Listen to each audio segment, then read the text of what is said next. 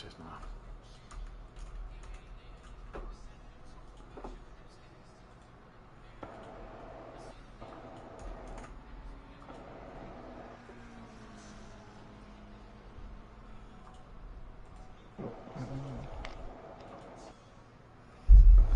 Can you hear me? Same, yeah, I vote the same one I said yesterday for Clover. Right, I'll shut my end one down so I don't take yours away. I.e. Smithy.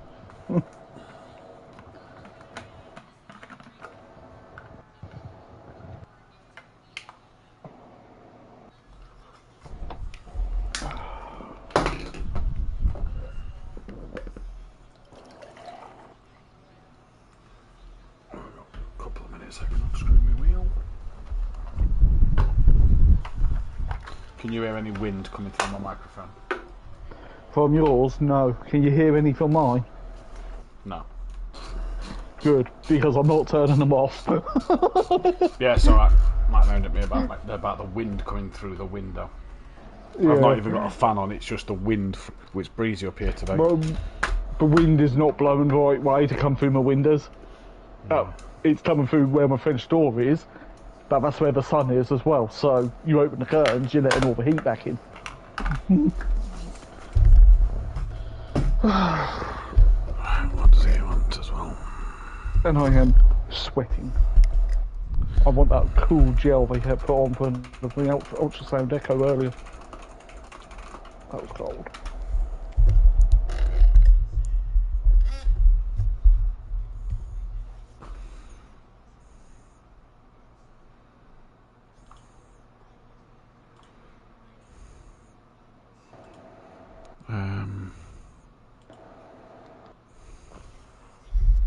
Cool, Gary's completely gone. Right,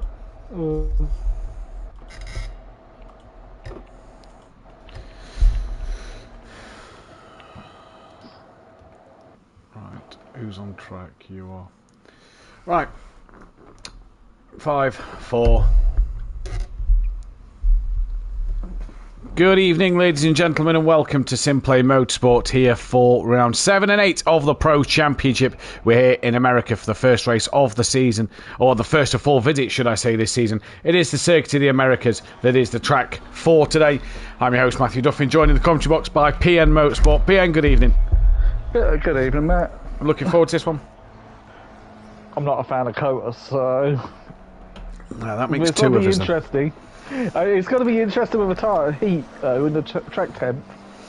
Yeah, it will be indeed. So just to let you know that I will be in the box every Thursday from now on. I've pulled myself from the season, so therefore I will be in the box every Thursday evening to bring you the broadcast for the championship this year. And talking of the championship, it's Dan Davis who leads the way at the moment by 31 points from Michael Harris, who's having a brilliant season at the moment. Then it is Jamal Cloud in P3 with Overtaker currently sat in 4th place. He's yet to go out and set a lap time in, and that, even though the track's optimum, we see Overtaker tend to wait for that track to go into its optimum stage, could be very beneficial tonight. 10 sets of tyres, you do not want to go through any sets here, or as little sets in the first practice session. After him it is Alex Powell, currently sat up in 5th place.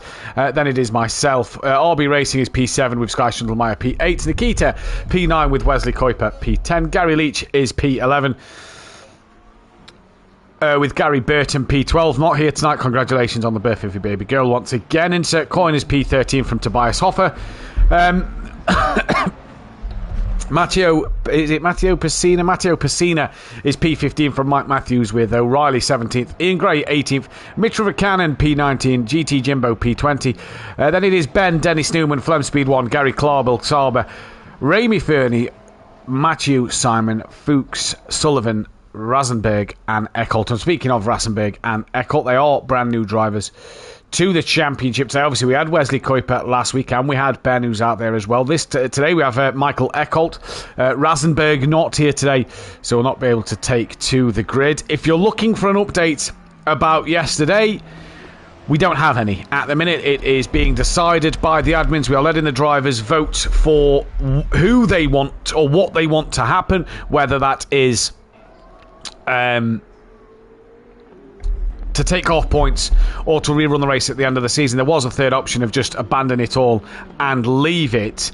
And yeah, so we're in discussions at the moment. The drivers are deciding. It is currently a 15-12 to take the half points, and that will be decided quickly so that we know for tickets and for points for the championship. So if you watched last night, yes, then we have no update at the minute. Keep your eyes out on the social medias or Discord for what you need to keep your eye out for in terms of race results.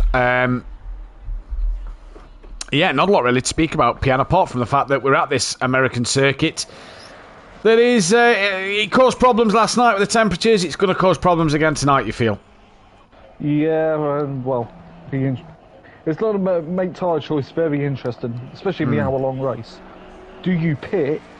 When you pit, do you put a new set of tyres on and have that benefit later in the race?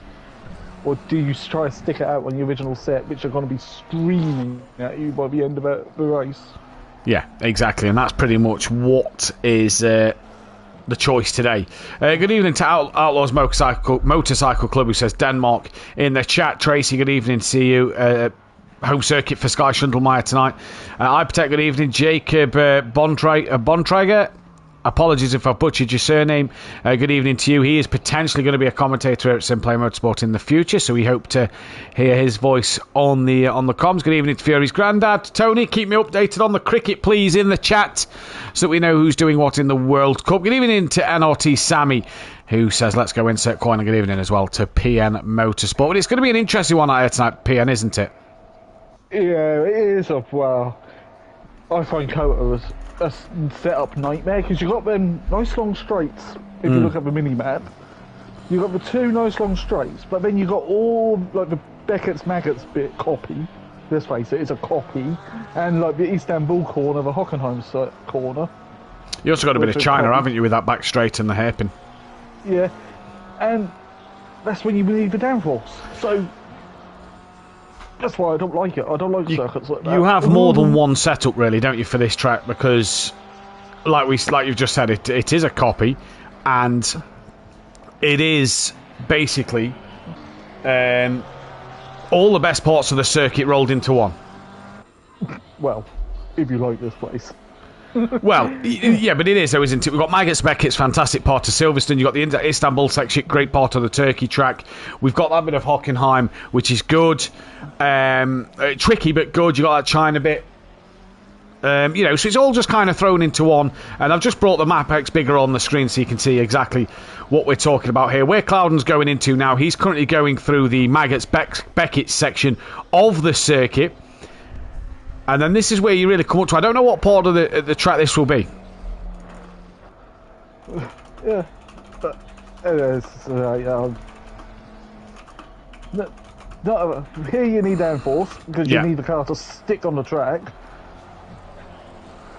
Now you need adjustable aero. Yeah, which is what F1's getting in 2026. And you need a setup that is going all around. Good evening to NRT Gomez in the chat. Let's go insert coin. It's great to see insert coin with the NRT team all in the chat, cheering him on. And what can he do in his Honda? Great to see a Honda on the circuit. Don't forget, if you are new to the channel, hit that subscribe button, the thumbs up as well to like the stream, and hit that bell to be notified when we go live. We'll be back live next week. We're staying stateside. We go, though, to Indianapolis. Bit of a better racetrack here in America. I might be a bit cooler. Thunderstorms are around at the moment. Ooh, and because we're not on the oval, it won't be rained off. I'm looking at you, IndyCar. Or NASCAR. Yeah, or delayed, should we say, is what IndyCar was this year. But yeah, it's going to be a fascinating one. Wesley Kuiper, though, PM, we saw him go well at Brands Hatch last time out. Double win, if I remember, last time out at Brands Hatch. He's got a lot of work to do tonight, though. He has, yeah, because can he repeat it again? Because he starts a bit further down the grid now. A lot further down the grid now for the start of for race, what number was it? 1. Race round 7, yeah. Yeah. Obviously, as well, sorry, just to point out that their drop scores will take place this week for Ben and Wesley. So Wesley pretty much a perfect week last week. His score tonight, unless it replicates that one or with a fastest lap with a pole position, might be his drop score. It might be. Because obviously, with them being new, they don't take the drop score of previous weeks. No, and which would be the case for Michael. Oh, gosh, how do you say that surname? Michael, where are we looking? Car 33. Car 33. Eckholt. Eckholt, yeah. Yeah, because this is first round. I'm liking the green and orange. I like that. They're very PN colours. Yeah, of course you do. Of course you do. Very PN colours. Indeed they are. Season when I can race. Good evening to Micro J's in the chat. Let's hope there'll be a few more magic moments. There'll be some magic moments on the mic, that's for sure. Also, Jay, I know what that's in reference to. I've got a massive smile on my face, and we'll have a chat later in the party. Thanks for that. I have no idea. No, you have no idea. You hopefully you will state I have no idea, because it was something that Emily found while cleaning the other day. It was an old tape recorder from my grandma's, who passed away the other year, and as part of, when we was cleaning the house out ready for sale, I took a few bits with me, and that was one of the bits I took. On it there was the cassette of me and my brother back when we was young, and yeah, let's put it this way, we did our own little radio show. Right? And Emily actually turned around to me that night and she went, oh, how funny is that? I said, what? She said, well, our David now lives in Australia. He's a videographer and a podcast. If you haven't heard Formula Fools, check it out. Factually incorrect at times, but David, if you're watching, that's no problem. You're getting better. And then I've now gone on to become a professional commentator. And she's like, how funny is that you're both sat there, as kids doing this? And now look at what you both do, and it's like, yeah, fair play. You got to start somewhere. Got to start somewhere. And James has started, 9-year-old, commentating on his Hot Wheels. Yeah, he's replacing me next season. Hey, if it wasn't for his bedtime, he'd be replacing you tonight. In fact, he's at his mum's, so he can't. And he needs a PS5. We just use Emily's. The Naval Racing team are in the chat. Great to see good support for Insert Coin Site. We love this. We love this. Come on, smash that like button. Come on, subscribe and like. Smash it all. Good evening, though, to everybody who is in the chat. Looking forward to this race as well. Let's hear from you in the chat. We'll want to hear from you all. Get your votes in on the poll that is currently up as well, if you haven't. And, it's going to be an absolute belter. It is. Of all the Tilka circuits, I'd rather have Sepang, Istanbul, and Shanghai. Yeah, the thing with Tilka, though, was his track started good. Yeah, because Sepang and Istanbul were the earliest couple, weren't they? And the modifications to the Grand Prix circuit Nürburgring was him. And Hockenheim, but they did Hockenheim because... So what we got? We got Atlanta Motorsport Park, because we're on the grid now. Bahrain is a Tilka. Don't mind Bahrain. Baku. I don't mind Bahrain. Detest it. The Bucharest Ring. Don't know much about that. The Buddha International Circuit. I thought the Indian Grand Prix was fantastic. Ooh, what a circuit. That was a brilliant track. The Korea circuit was brilliant as well. The Buriram Circuit. That's in Thailand. Don't know much about that one. Kota we know. Hanoi, which was the Vietnam track. Never happened. The race never happened. It was a god-awful circuit on the game as well. The Agora Drive, that is in Russia. That doesn't look a bad track. Doesn't look great. Istanbul, as we know, fantastic. The Jinkai Street Circuit, that's in Beijing. Don't know much about that. Kandavas Kart Drome, that looks a great go-kart circuit, to be fair, looking at the picture. Korea, fantastic racetrack. The Kuwait Motor Town, that looks a belter. Get that one on a game. The Lippo Village International Formula Circuit, that is in Indonesia. Moscow Raceway, that looks better than Sochi, not going to lie. Motorland Aragon, that's actually a decent circuit, is Aragon. That's a Tilka. I love Aragon. Port Imperial Street Circuit, not sure. Red Bull Ring is actually a Tilka circuit, so there we go. Yeah, he did redesign, didn't he? There's one in Norway, Rudskogen Motor Centre. That looks a decent track. Sepang, Shanghai, good track. The Solmsken Ring, that looks like Oscherslaben. Sochi, detest it.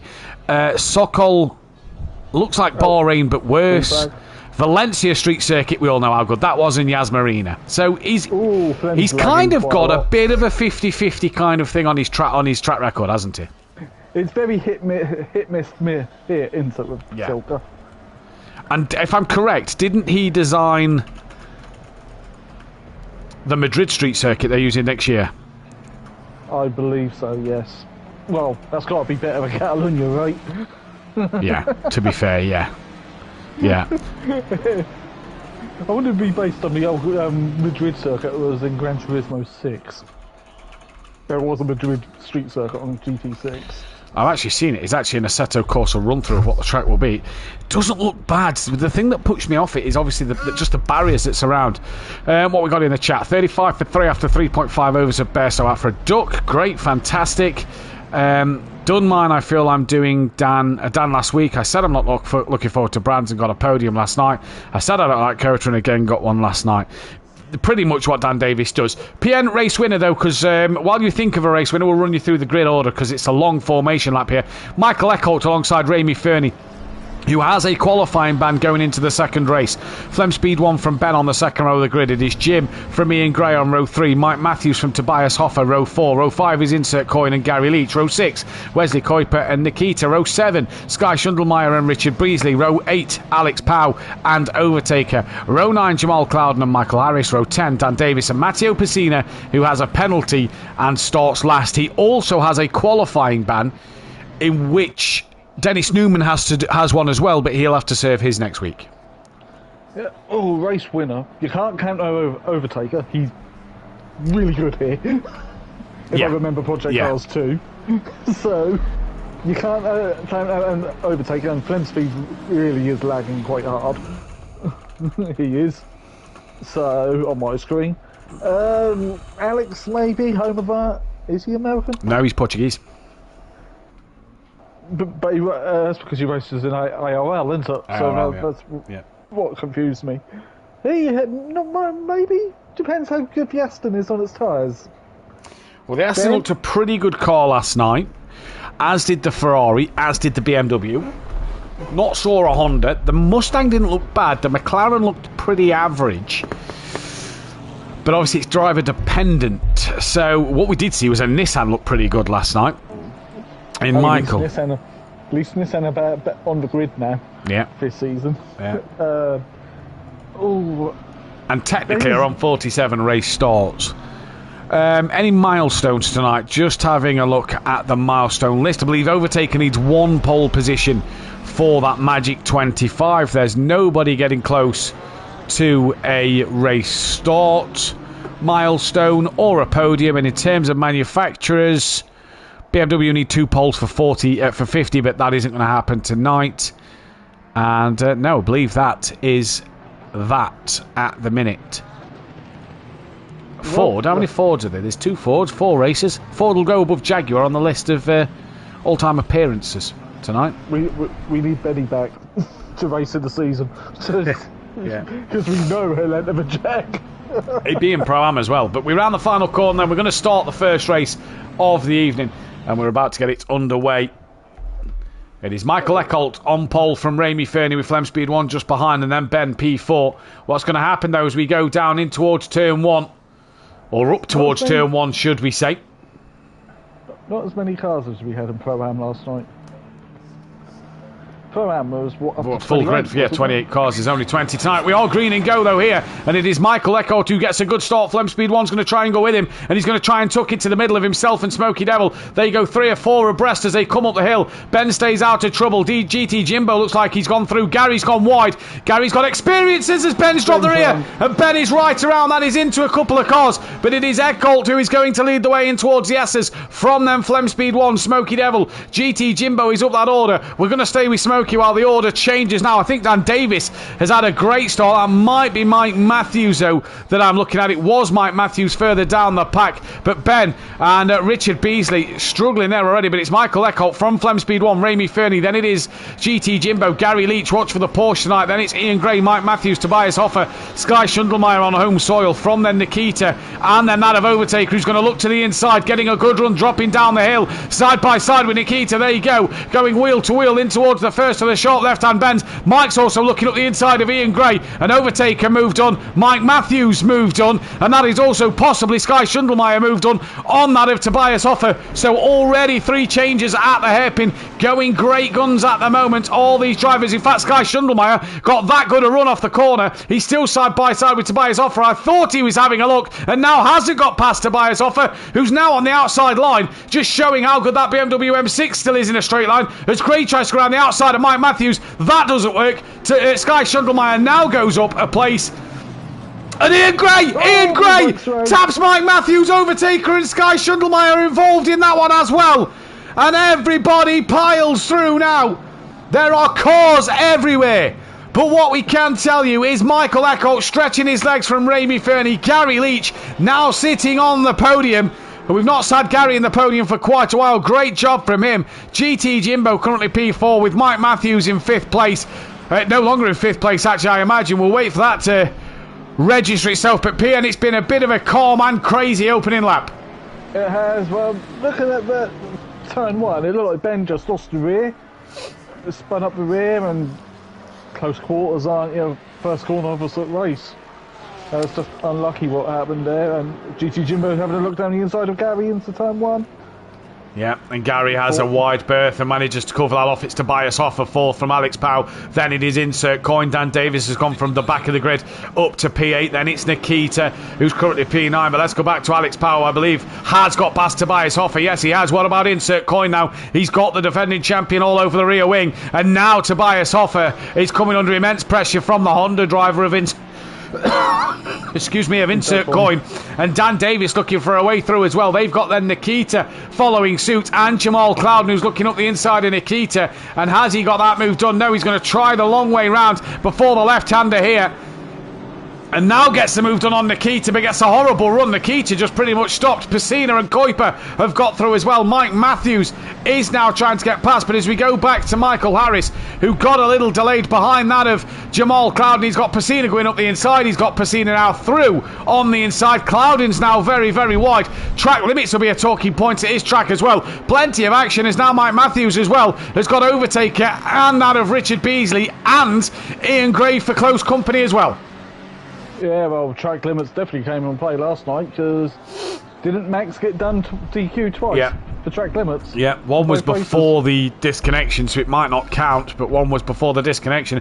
Mike Matthews now overtaken. Ben is into the pits. He's probably got some damage. Sky Schundelmeyer down the order, but it's Eckholt who leads this way from Fernie, from Gary now, who's dropped GT Jimbo and he's gaining on the back of Remy Fernie. Back to insert coin, though. He's on the back of Tobias Hoffer. He's all over the sausage curbs on the outside of the circuit, and Dan Davis is going a long way around the opposite Istanbul part of the track. Tucks back in behind. Dab of the brakes there for Mr. Davis, as he's now going to come and try and look up the inside into the penultimate corner on insert coin. Can't get it done. The Honda's looking a bit racier than the M6, but the M6 has that straight line speed. And into the pits. Great call, insert coin.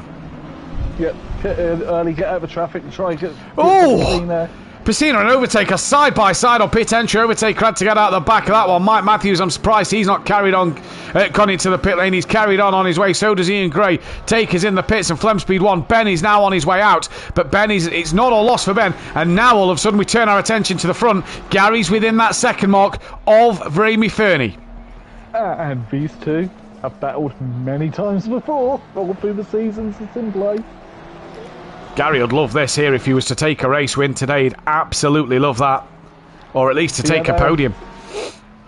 His last race win was GT4's, wasn't it? With the Ginetta. Yeah, Kyle Army race 1 of the other season. That was his last race win. So for Gary 131, or Gary Leach now, should I say, wants to try and get that race win, just tumbling down the order. Dan Davis still on the back then of Tobias Hoffer with Jamal Clouden gaining and gaining. But Dan's now pulled out and gets the run. Looking into the hairpin. Is he going to send one? Thank you, Mama, for the carrots. Up the inside goes Dan Davis. That's a great job. Alex has just got past Jim. But does the Aston's clear already down the straight, so Again, So Alex Powell, not he'll a be, bad shake for a race win. He'll be coming for Gary Leach and Michael Eckholt fastest lappers. Here comes Hoffa around the outside of Dan Davis. That big M6 going to try and use its straight line speed around the outside of the Lamborghini, but he's gone a little deep. That's going to allow Jamal Clouden to have a look up the inside, but Clouden's going to be on the outside then for the first part of of the Hockenheim section, where he's gone a little wide. And has this allowed the M6 to keep its place? It has for now. And can he just sneak up the inside, Clouden? Well, he can, because Hofner has run wide and Tobias Hoffa gets through. Job done for Jamal Clouden. He's had pace all week and he can keep on the back of Dan. He can, and well, they'll probably see the podium slipping away right now with Alex already on the hunt. Gary's right on the back of Smokey again. I mean, Raimi. And they've not decided to pit here, so GT Jimbo pulls the trigger. Dan stays out, clatters the sausage curb. Tobias, did Jamal Clouden pit? No, Clouden's sticking with him, but Tobias Hoffa here is currently got, as Mike Matthews is also in, he's got that of Michael Harris, and then Wesley Kuiper just behind him, looking into turn one. Here comes Harris, going to go up the inside into the first corner. Wide goes Hofner, now trying to get the cutback. Can he do so? No, he cannot. That'll be a place for the M4 over the M6, and M. Harris will be up another place. What's happening? Gary Leach and Raimi Fernie. Gary is still there, getting very close. Apparently there's an Evo version of the M4 now.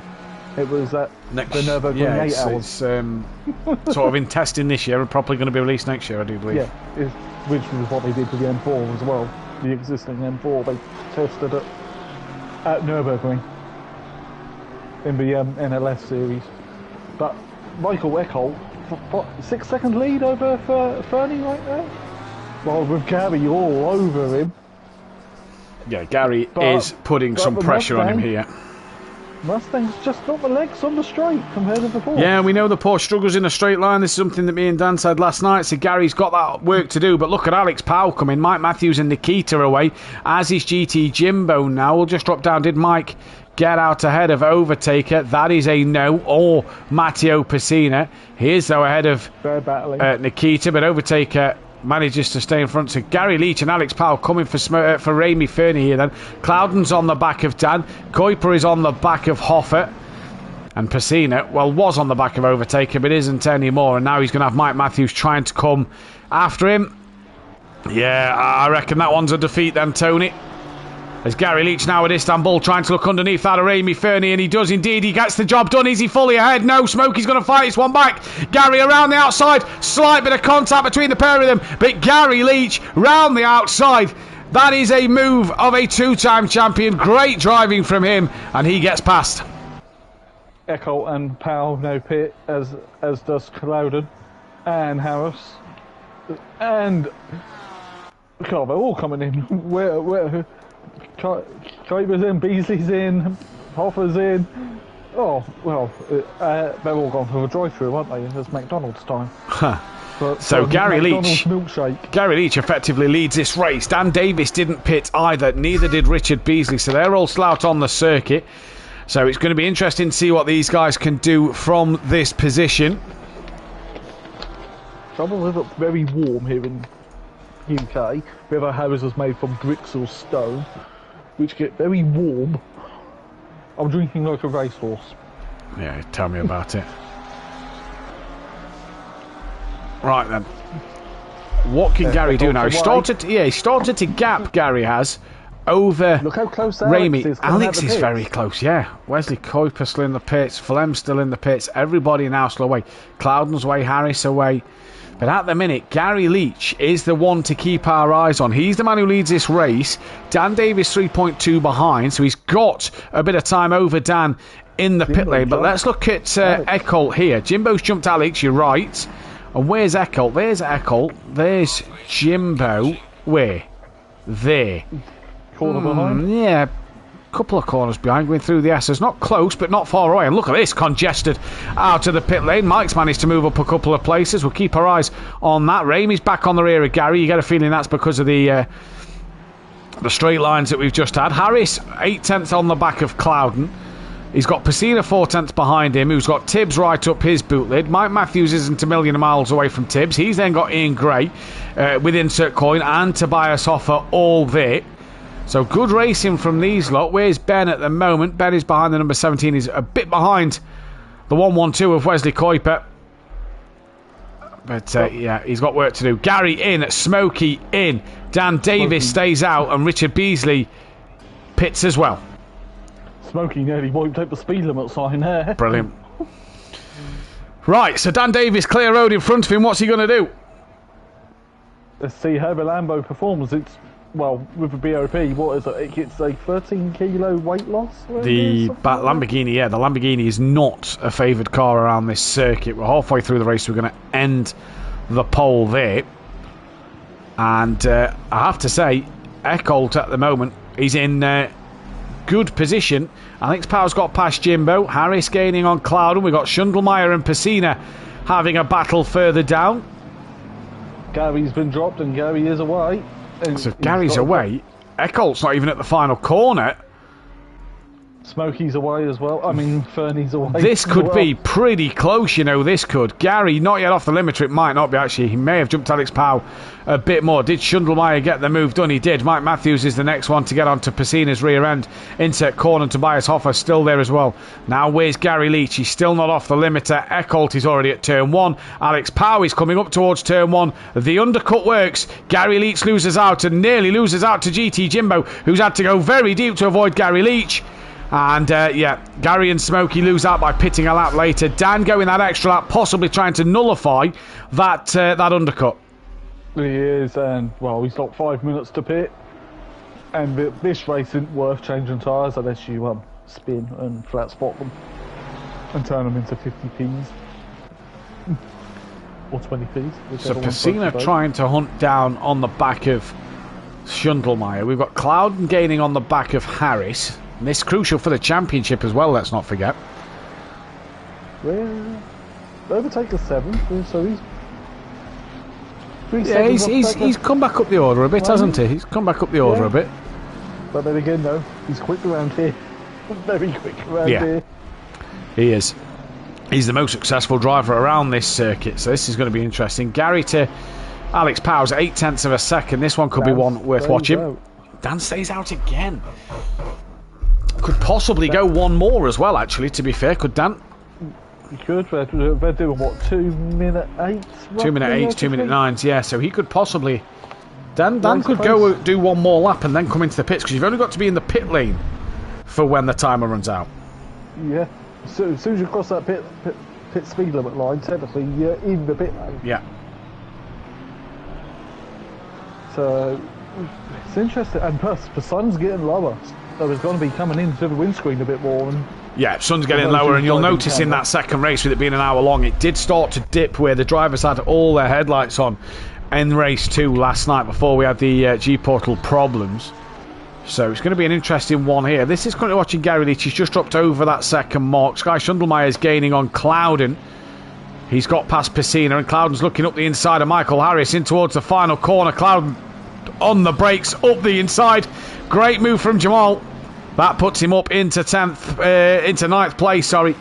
And he's got to do something about Dan. Now Pacina's got Mike Matthews hassling the back of him. Mike, who's probably dreaming about being in that Ford Mustang, is really all over the back of it. Gonna look up the inside into turn 1. Pacina wide berth. No job done there. In Gray and insert Coyne. Gray drops the rear. Coyne goes through.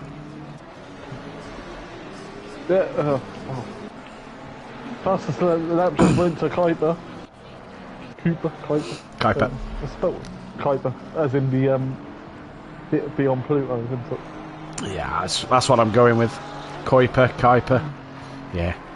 Gary back within a second of Alex Powell. Now that's through the S's, I'm reckoning, where Gary's making up all that time. This is overtaker on Ramey Fernie then. Currently in the battle for 6th and 7th. Dan can fit one more lap in. Been a yellow flag, the 7:21. That is Flemspeed, who's had a spin, and Kuiper gets past them. And Dan is in the pits. Yeah. 52 seconds to Eckholt. And it is, and I'll tell you now, I've got it I can get it in front of me. I'll minus 5 seconds because I can only assume that Dan isn't going to change tyre. So it'll be 25 for the pits stationary. So for the stationary. I'll load it up now. In and out at Kota.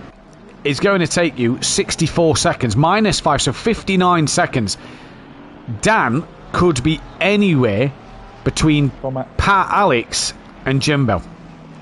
Yeah, so he's going to probably come out around where Gary is. This is going to be an interesting one, depending on if he's hit his box, if he's hit his markers. Dan's now being released. Here comes Eckholt, who is going to come round the final corner. Alex Powell's now coming to the final corner, as is Gary, as is Jimbo. We'll go back to Overtaker in a minute. We just want to see where Eckholt is compared to Dan. Dan not yet off the limiter. Eckholt goes through. Right then. What about Alex Powell? Dan's now off the limiter, up towards turn 1. Here comes Alex Powell. The car 11's had a spin. That's Mike Matthews. Alex Powell turns in. There's Dan Davis, who's managed to get his stop bang on. And Dan moves into second place. Mike Matthews then has had a moment back end of the circuit. Not sure what's happened. Looks like he's got some front end damage. He's gone again. That could be overheated tyres. That's not going to help at all. And Wesley Kuiper is now going to be able to hunt down after Mike Matthews. Alex Powell, though, right on the back of Dan Davis. What about Overtaker? He did clear that of Smokey Devil. Jamal Clouden's now on the back of Richard Beasley. We've got Insert Coin with Pacina, who's got even more damage. Ian Gray is then P14. Nikita in 16th place, all trying to find some time here. But it's Alex Powell now who's got the big job, as he's right up the rear of Dan, pushing him along. And that's a drive-through for Jimbo. Yeah, that's the first one. If you're having a drink and day, take a swig now. Good evening to Scano in the chat. It is tense indeed, as I believe, was there a slow car moving? Not sure it was. I think it was GT Jimbo, possibly just getting out of Overtaker's way, as Alex Powell wins side by side with Dan Davis, your current pro champion, 8 times a champion. These two had many a fights last season. Gary's watching on. Alex in front! Oh, and Cole's post straight in front of Dan, and Dan hits the rear. Yeah, and Gary's now on the podium. And Gary could get Dan. That could have been a lot worse. And Dan now may have some front end damage.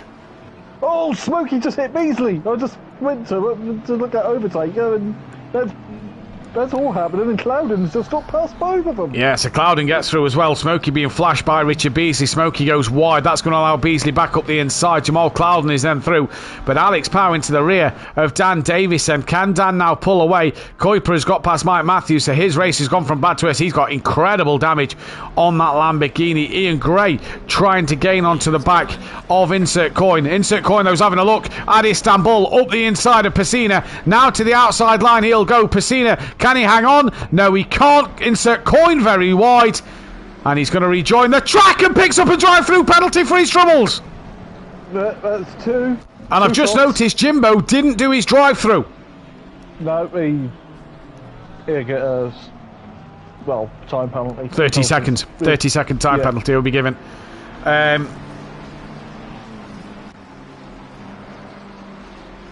And just looking at Dan, Dan's managed to drop Gary. Alex Powell is on the back, has got Overtaker on the back of him. This is interesting at the minute. Question is, will Dan let Alex back through? From this point now, I'm going to say no. I reckon that one will go to the steward's room, as Cloudon's having a look. Look at how dark it started to get, PN. Late on in this race, we've still got the hour race to come a little later on. Good evening to Peaceful Stepdad. So we've still got the hour race to come. And that is at 7 p.m. on the Sunday night. This could get a little darker, as Jamal Cloudon's going to get past GT Jimbo. Jimbo not fighting that one too hard, or is he? Because he's keeping that inside line. They just go shoulder to shoulder a little bit. And they all manage to keep pointing in the right direction. Michael Eckholt, though, doing his job from Dan Davis. Then it's Gary Leach. Alex Powell and Overtaker at the moment going at it.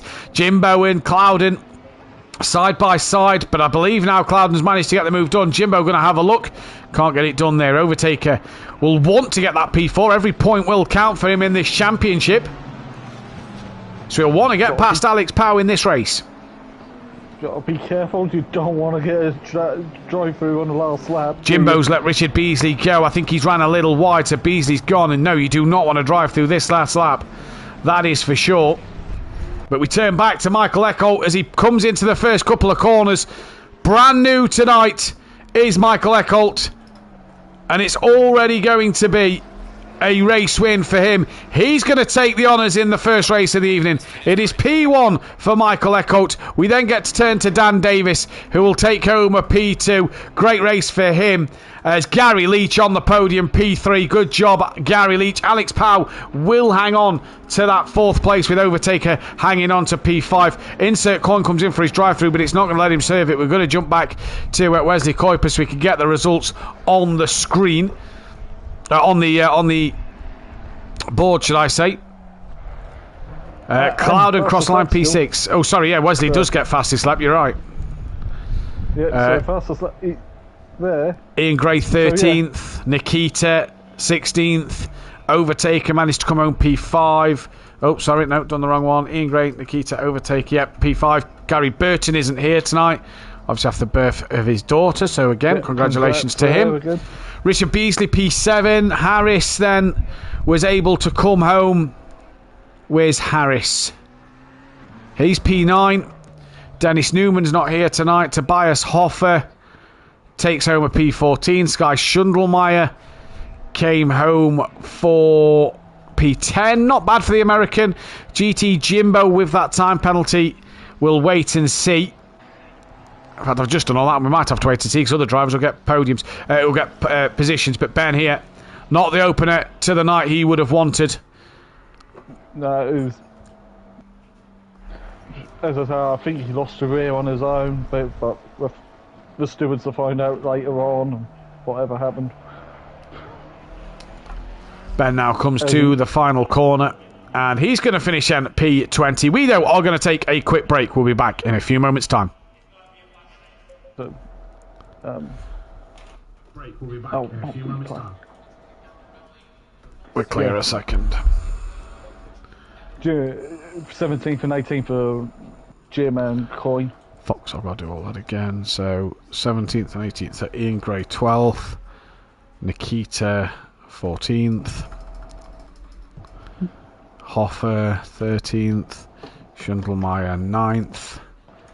Oh, fucking hang on. It's blown air in from the window. I'll be 7th, yeah. Harris 8th. Oh, it's just ball bear. Jimbo 17th. Ramey 10th. Insert Coin 18th. Alex 4th. O'Reilly's not here. Clavel's not here. Flem was 19th. Green light, go, go, go. Right, I'm off a piss. Saba not here. Pacina 11th. Wash my armpits. I. Ben 20th. Wesley 15th with fastest lap.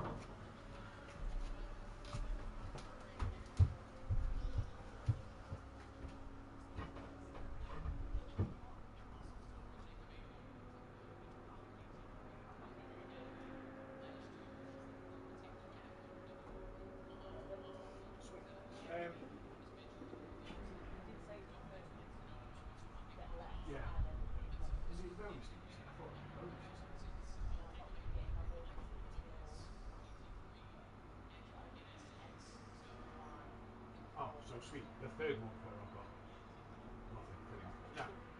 Yeah, so this is July's.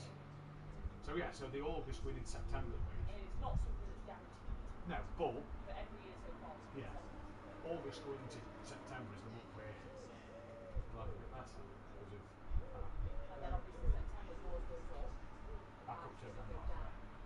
Right? Yeah. Don't forget. Go, Jigger. Oh, no.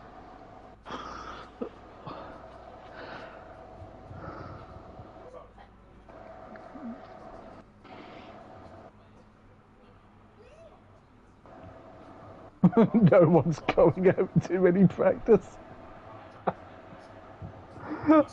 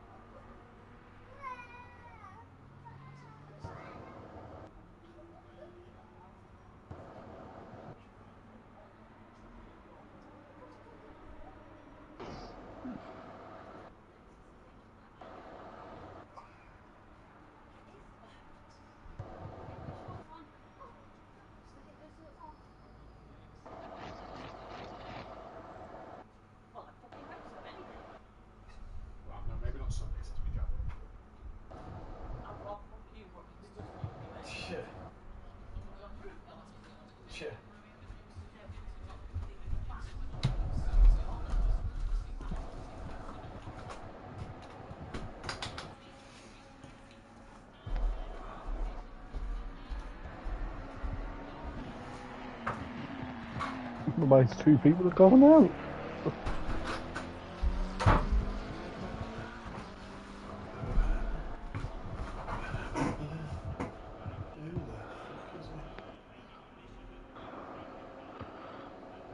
Good jigger.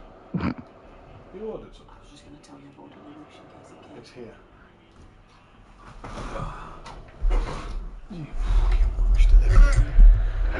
Good jigger.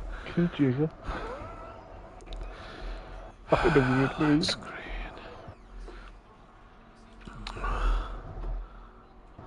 I'm amazed three people are doing laps in practice. Well, who is it? Hoffa, Flem and Clyde.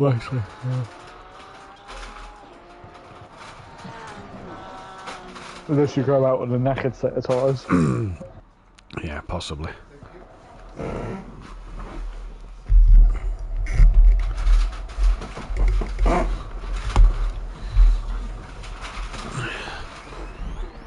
You're alright at the minute?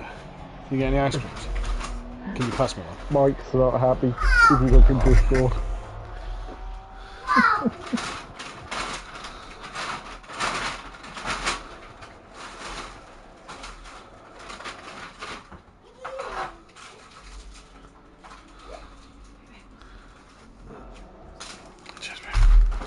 Oh, there's 2 Pro-Am tickets just gone in.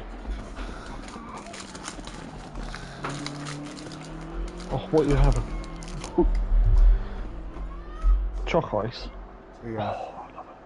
I'd love to have a choc ice right now.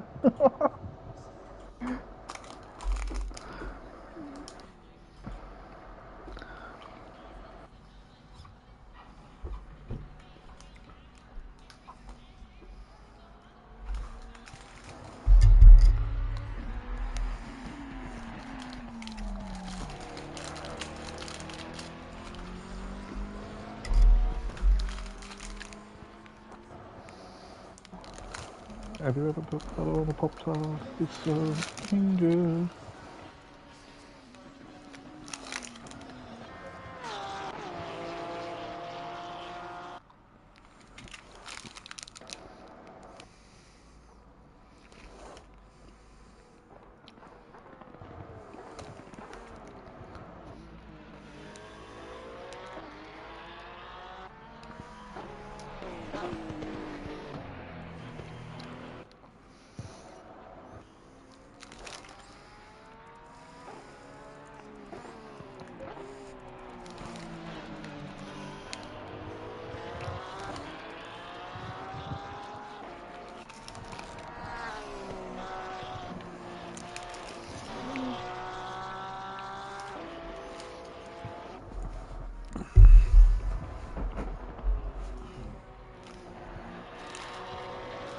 There's a 206.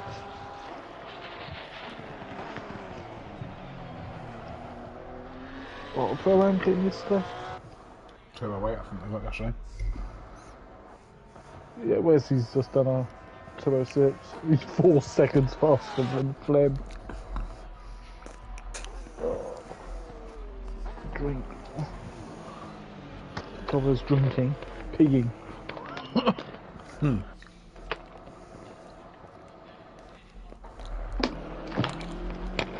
Shopping day tomorrow. Nice. Off to Lidl. That's how I can afford no, expensive toys. Or more expensive toys is I shop at Lidl. I buy cheap food. Not wrong with little food at times. No. Their lure pack, or Dane pack, whatever they call it, is really nice. Really does taste like lure pack. It does.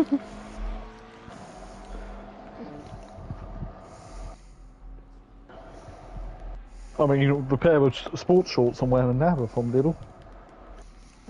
And nice and greasy. 5, Oh, massive. 4.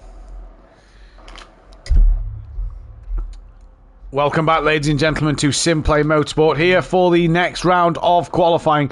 It is the turn of the pro qualifiers here for round 8. And it is going to be an interesting one to see as we go through. Remember, Pacina and Ramey, the two Fords, are on qualifying bans. The first car out on circuit is car number 17, and that is Richard Beasley, who is the first one out the gate, wants to get on with it. PN, after a great opening race, what can we expect in qualifying? Well, I think... what's his surname again? Michael. Echo. Echo. Yeah, I think he's going to fly, because he's got pace. So has Wesley Kuiper. He's got a lot of pace in that McLaren as well, so... I think we're going to see a few McLarens up the front.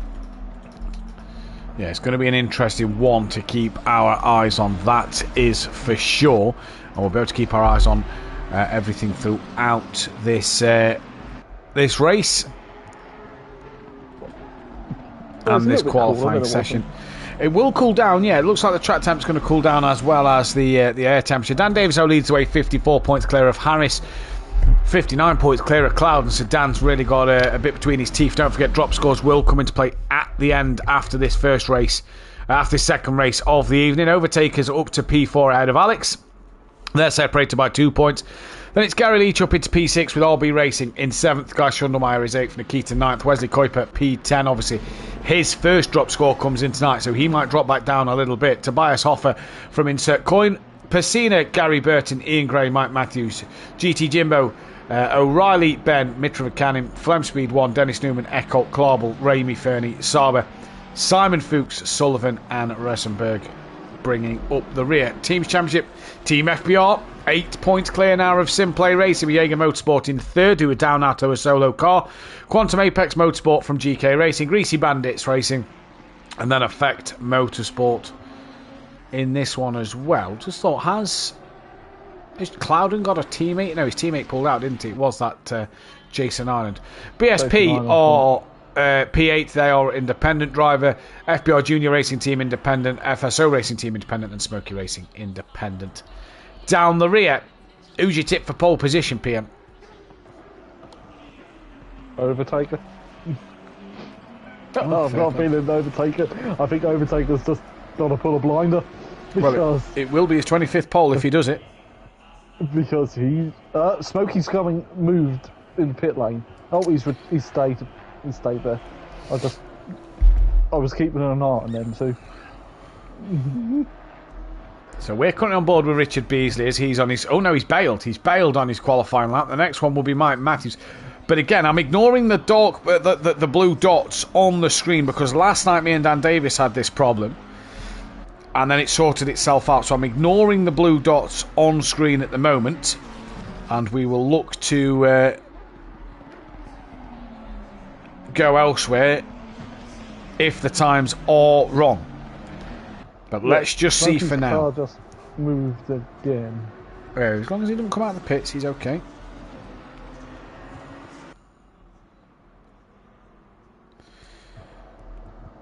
So at the minute, it's Mike Matthews, the first car on track.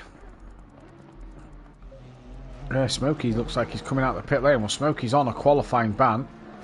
Here comes Mike Matthews then to complete nearly his first lap. But will this be a flyer or is it invalid? It says it's invalid at the moment.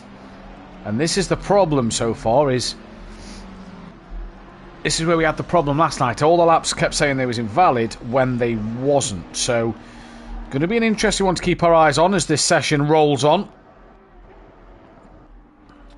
And Smoky Devil is taken to the racetrack. So if he puts a lap time in, that'll be a qualifying ban going into next week then, PN, I imagine. Yeah, I've just tagged him on Discord. Not like he pays attention. Well, let's see what will happen through the race. Yeah, if not, it'll be a ticket in a minute. Right, only a ticket when he sets a lap time. Yep. So then, Smoky Devil on track when he shouldn't be. So not what Smoky Devil will need is another qualifying ban going into Indianapolis. A track which might suit that Mustang out quite well, to be fair. It's good in the straight lines, and that's where Indianapolis could be strong for the Ford Mustang. So times have started to go in. Eckholt, Sky Schundermeyer overtake, second. Mike's third. Alex Powell fourth. Fifth. Tobias Hoffer fourth then. So the 777's coming to the line. Is Ian Gray going to set a lap time? He does not. What about Dan Davis, who says he's on an invalid lap? He also doesn't set a lap time. So what we're going to do is, let's stay with Mike. He's the first grey timed car. And we'll see who pops up on the screen as we go along. Yeah, I'm just keeping an eye on somebody, see if they set a time. So at the moment, it is McLaren. Yep, three McLarens at the top from Lamborghini, from BMW, from Aston Martin, from Porsche, from BMW. 8 drivers have set a lap time at the minute.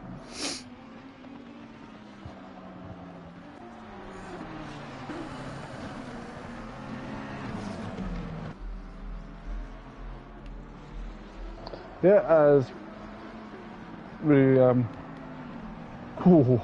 tell you what, track limits here is the white line, isn't it? You don't even look at it. Yeah, no, you do not want to touch it. You don't want to go near it. You don't want to be on it. You don't want to do anything to the white line at all. No, don't tickle it. Just make sure you're the right side of it. That's what you want to do. Yeah. Well, he started his flying hat. Here comes Mike Matthews.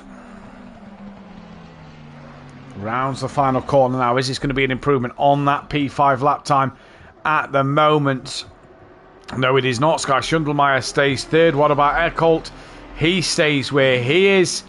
Then I believe, is it overtaken? No, he's coming to the line now, though. It was car 140 who didn't put a lap time in. That is Bent.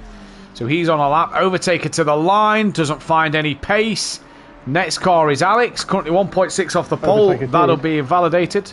Oh, he did find pace. Apologies. It just stayed the same. I was looking at the gap coming down, and it's not. Overtaker's got provisional pole. Car number 36 coming towards the end of its lap. That is Jamal Clouden. He's had pace all week. But it was cooler in the week. And Clouden goes pole now by 0.2 of a second. First man into the 206s in qualifying. It's Gary next to the line on a valid lap. Dan has invalidated his time. So he's got to go again, and it's a long lap, PN, to get an invalidation. It is, yeah. Alex has just returned to pits. Probably, do you put a new set of tyres on? Do you save them for the race? Just depends how many sets of tyres you've got left, I suppose, doesn't it? Michael Harris is coming through the final corner now. Here comes Harris to the line. He's currently P8. He'll stay P8 at the moment. Good evening to Chris in the chat. Very tight and complicated track by the looks of it. Oh, massively tight and complicated is COTA. Indianapolis a little easier next week. I like Indy. I love Indy. I like them. Especially on this game. This game, the Indianapolis version of this game is fantastic. Wesley Kuiper goes provisional pole by 1/10 now from Clouden. So another man to possibly take points away from Dan, as Mike Matthews is now on a lap time. He is, and where's Dan? This circuit don't favour the Lambo very much, does it? Really? No, Lambo struggles around here. Mike's now coming to the last corner. But I suppose if you see Dan at Snetterton, that's then where the Lamborghini was really strong. Yeah. So, you know, pros and cons. Maybe he needs to say he doesn't like the circuit more. Yeah, possibly so. Possibly so. Who's that? Right. Return to pits. Mike has returned to the pit lane. Then car 21 next on a lap time. And that is Tobias Hoffer. Back in a sec, I've just got to go do a ticket because someone set a time when he shouldn't have done. So Tobias Hoffer around the final corner now. What is his lap time going to be? He returns to the pit lane, so must have invalidated right at the end. 777 is next. That then is Ian Gray.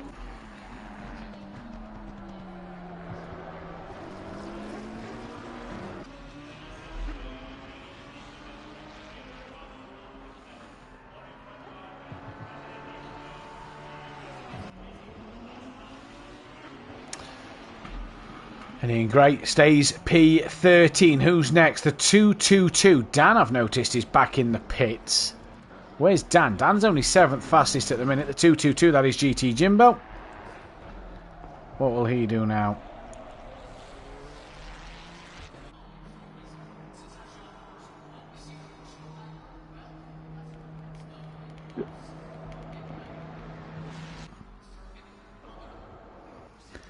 He'll go P16, not the quickest at the moment, GT Jimbo, a little off the pace, even though his race 1 form, you know, was not bad. Who's the next one on a flyer? That is the 721 of Flem.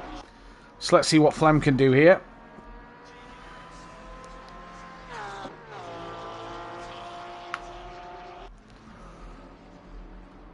So it is Kuiper currently on that provisional pole at the moment.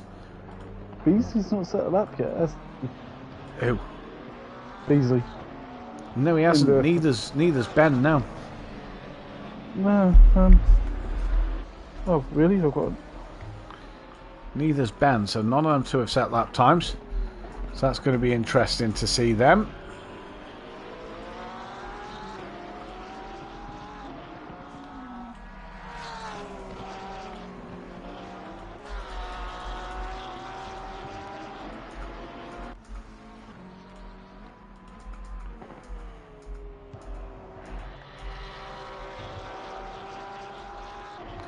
Around the final corner now comes Flem Speed 1.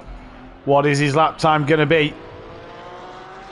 Can he get something on the board here? This could be absolutely huge. Can he improve 3.1 off? No improvement there. Next up 777. That is Ian Gray on the circuit now. What will he be able to do? And just to say as well, by the way, in terms of the car statistics, that was McLaren's 75th race win. As Ian Gray stays P13. Next car is the Honda of Insert Coin, currently up in P6. Great job from him.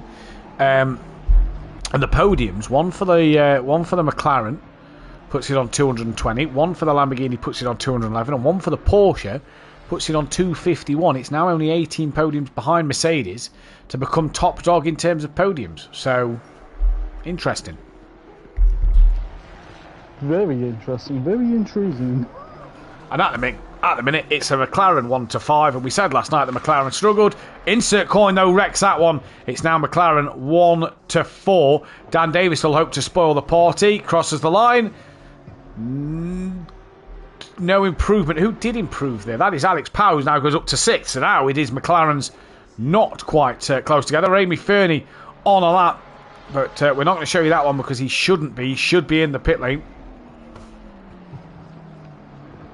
Yep, I'm just sorting something.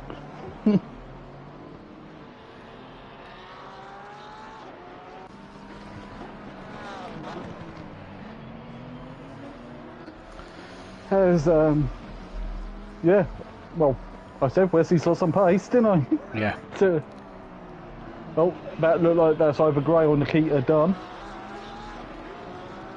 Nikita P12 tyres are probably saying, please no more, please no more. Yeah, Tobias in the pits, insert coins in the pits. Michael Harris has gone up to 6th place. We're currently watching Flem Speed 1. Will Beasley get a lap in and get on the grid because it looked like Ben's bailed. He's starting from the back. Yeah, Ben's going to go from last. That's possibly not the worst thing in the world, to be honest with you. Here comes Flem. Stays P15 at the moment. Mike was just behind him. Next car, the 272. Is there a 272? No, it's the 222. That is GT Jimbo. I think we knew their glass has changed. Oh, I definitely do. 100% I do. Or a bigger telly. Both. Emily, buy me a telly. In all fairness, I could have probably plugged this into the big main telly downstairs, but hey-o. Is it cooler down there? Are you not going to roast? Oh no, that's where I am already. I'm already downstairs, so it's lovely and cool. I'm in the living room. GT Jimbo to the line, stays P16 at the moment. Dan Davis next up. Dan's down in 10th place. Gary Leach is done. Dan's down in 10th place at the moment, so Dan will be looking to improve on his time here. Goes P8. So not great, but it'll do for Dan Davis. Next car to line is out of Alex Powell, but he is on an invalid time. The next car on a lap is Overtaker. Needs 6.5 temps here, PM. He does, and Beasley just get a time into P10 for first person to finish qualifying. And yes, this is do or die for Overtaker then. He comes across the line. Now where will Overtaker be? Stays exactly where he was. The 112. That is Kuiper, but he's done for qualifying. Cloudon's already bailed as well. And then there is a car with a number 4 on the end, but I can't quite see who that is. It's probably Michael Harris, who bails as well. Mike has just invalidated his lap time. But he's going to keep pushing. No, he's not. Pulls off road. Alex is still on one. And Ian Gray, Dan and Alex on lap times. I think Alex is as well. In the yeah, Dan, Alex and Ian Gray. Because Flem's done. Though the dots could be lying. He's in the pit lane anyway. Flem has pulled it back into the pits. Here comes Ian Gray, rounds the final corner now. Any improvement on his time? Does he say P14? He goes up ahead of his teammate into P13. We now turn our attention to Dan Davis and Alex Powell. Here comes car 1. He's now in the Istanbul turn 8. Well, in reverse. It's only... Oh. I think it's a more up-to-date game with Istanbul. I think the last F1 game I had it was 2016. I can't remember. Dan Davis now into the final corner. Round he comes. What's he going to do from here? Is it going to be any improvement? He only goes P7. And that could be cut short by the fact that Alex is now going to set his lap time. And Alex goes P5. So Dan drops back down the order. Wesley Kuiper, pole position. Eckholt will start P4. That is not a bad start to this one. Let me tell you, it could be worse. But Alex, P5 on the grid. Great qualifying there at the end. The Honda up in P6 as well, going great guns. Yeah, for calling as Tank's just Clouden for the win. He's got a chance. Clouden he has. Front row of the grid, heading up towards turn 1. You get a good start. First two rows. You know, jeez, anybody could win this race. Yeah, the first 2 rows, McLaren's. The thing is, as well, let's not forget tyres. Tyres are going to be key in this race. Yeah. It's going to get dark. It's going to get cold. Track temp 36 at the moment, as is the air temp. But it is going to get cooler. That is a given. It will get cooler. That stops Cloudon's runs of pole positions as well, by the way. Yeah, because he's had a fair few poles, but it's... He's had the last 2. Dan had the first 2. Cloudon had the last 2. And now Wesley's got one here. So that gives McLaren its 76th pole position. It's now 12th behind Mercedes. Jay's just said Sun gets a little annoying late on for the feature race in Sector 3. Yeah, because it's right in your eyes. Yeah, isn't it? just as you come into that final corner. That's where you want a tornado to come through and block out the sun. Here's Texas.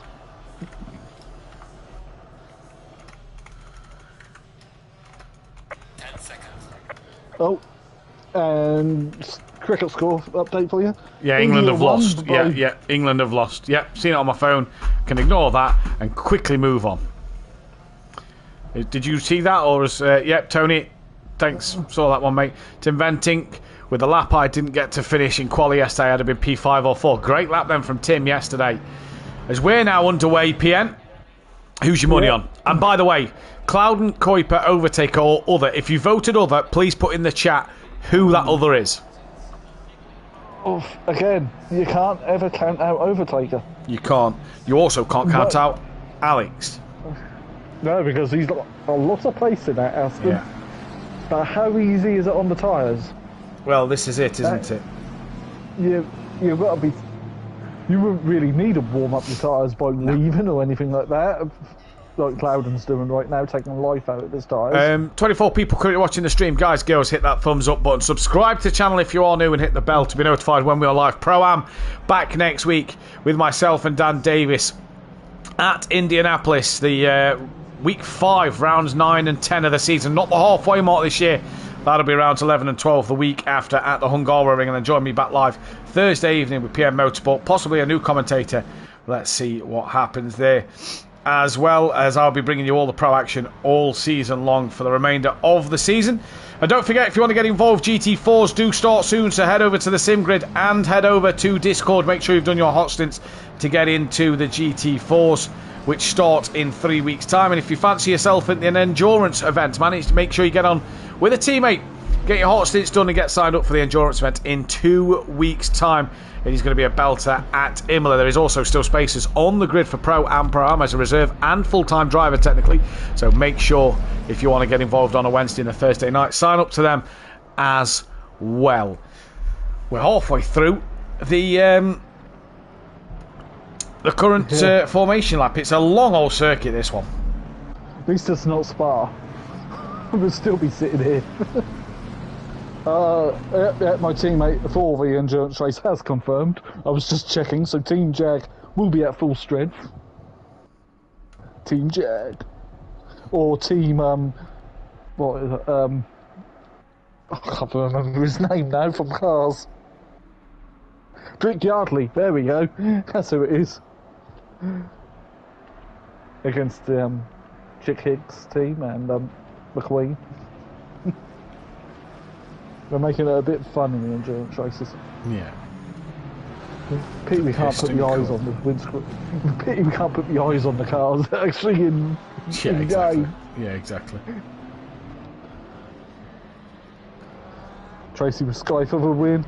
My bet's on the Diz is saying Harris in the BMW. Sky for the win, says Tracy.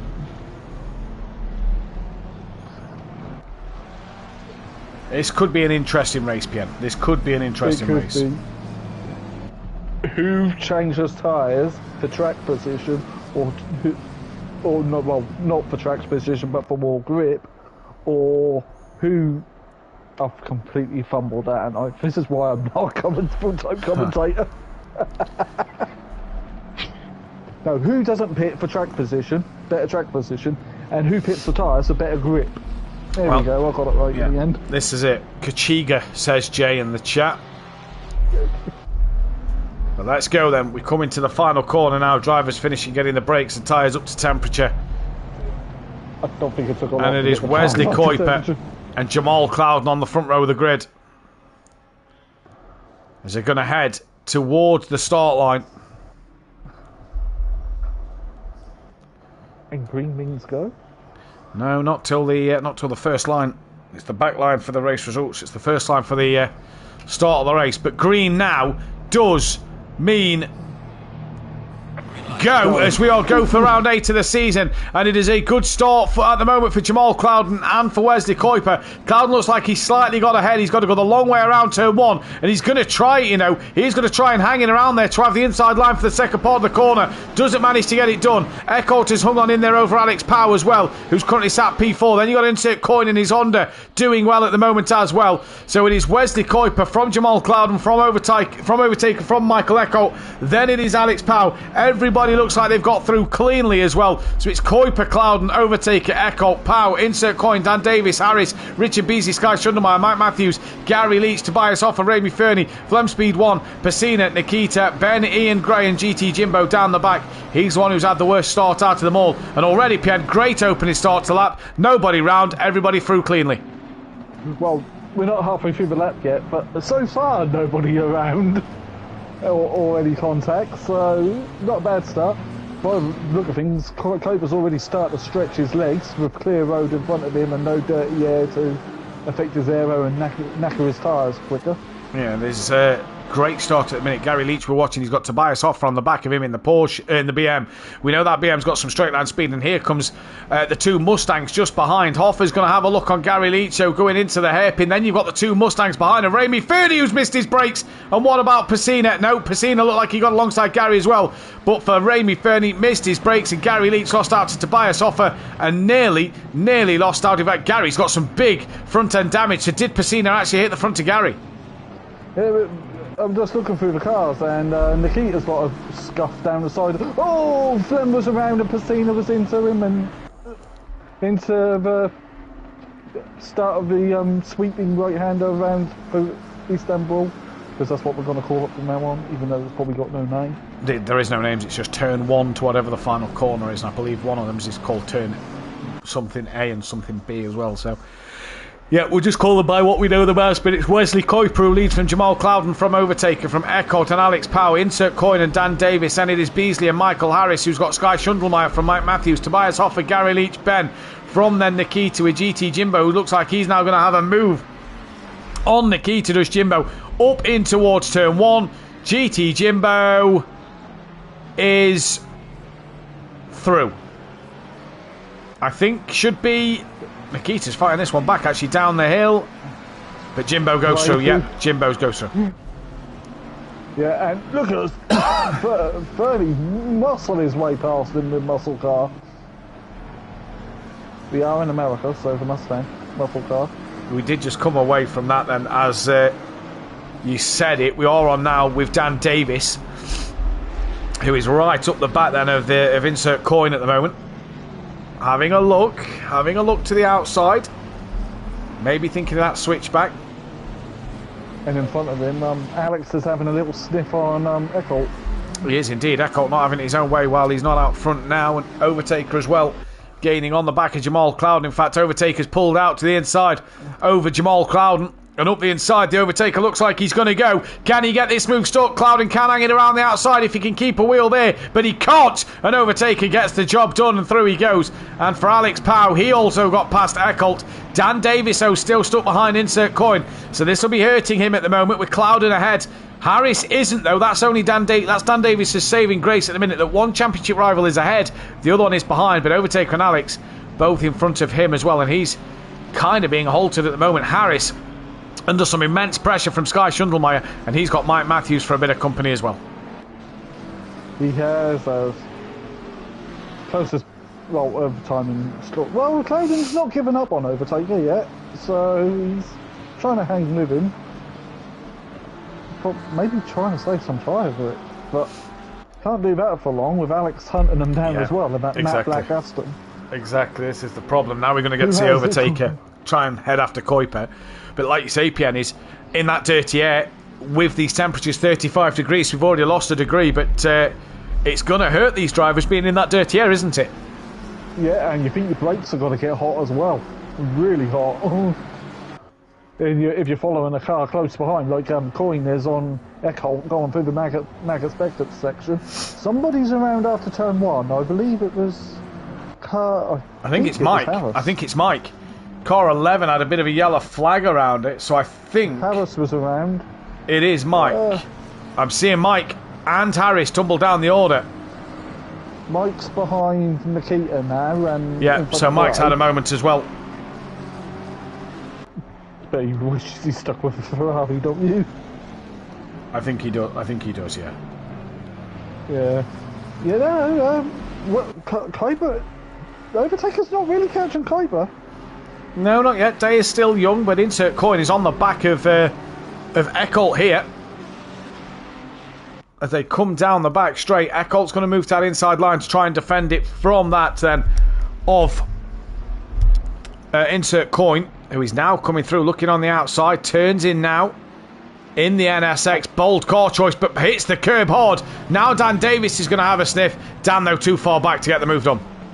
And Beasley's with Dan as well, so that Golf livery Ferrari is right on it. Oh, I tell you what, Dan had a bit of a moment there. And do you know who's getting right onto Clouden? Because Overtaker's now dropped Clouden. Yeah, Alex Powers. Alex. Yeah.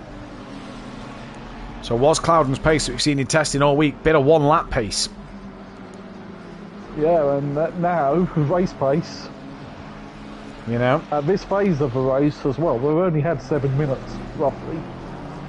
Well, a bit longer with the warm-up for that, but it took me 2 million years, but that Honda's, well, did he say that he likes using cars nobody else would use? Yeah, I think he drives a Honda as well, in general. So, I think he is a bit of a Honda driver. Oh, and he's lost the rear! Oh, that'll put to bed that at any chance. With Kirsten, Matt. Yeah, he's had a full spin. He was doing a great job. He's had a full spin. Ben's on the back of Tobias Hoffer. Mike Matthews on the back of Nikita. Oh! And contact. That is GT Jimbo. And I believe Ian Gray and Nikita have just hit each other.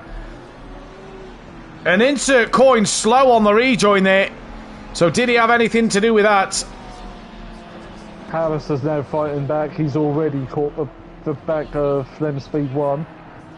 And Ramey Fernie, who has quite a heavily damaged Mustang. He does indeed. Richard Beasley still on the back of Dan Davis as well. This the battle a little further forward. Alex has lost out to Clouden over this, sort of period of the race. Obviously, different cars do different things. So Alex's tyres might be going through a bit of a phase at the moment, bit of a heat cycle, if you will.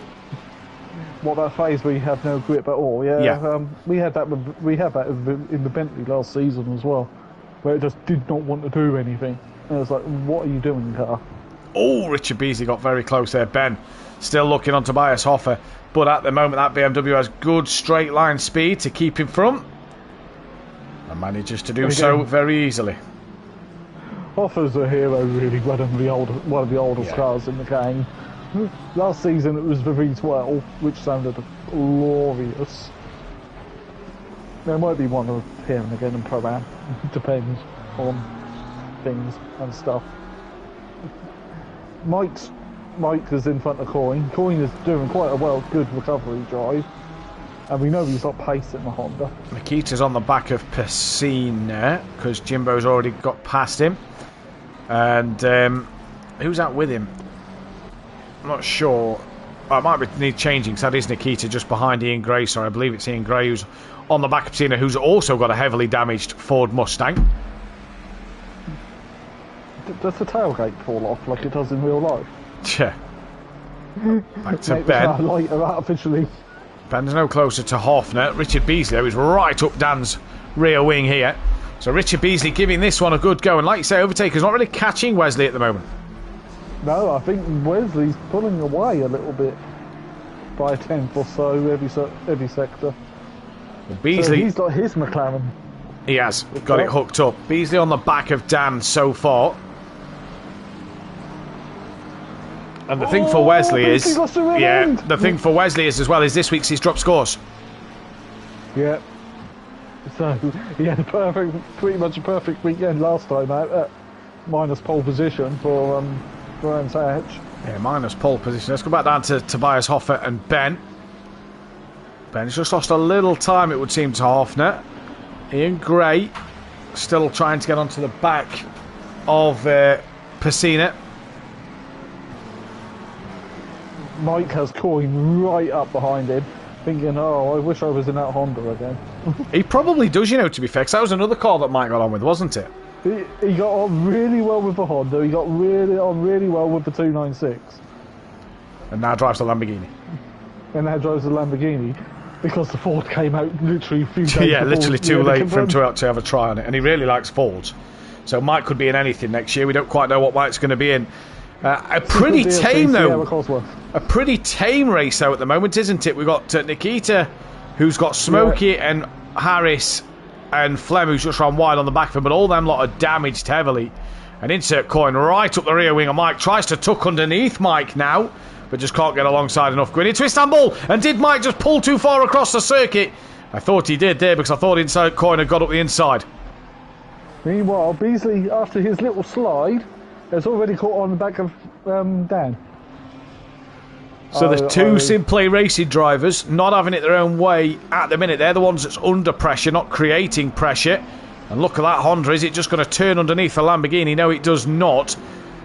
But one bonus is Harris is down in 19th place, while Richard Beasley for Team FBR is up the order a little bit. So far, SimPlay Racing not having it their own way, but in terms of that constructors' defence that they're on, are doing better than FBR in this race.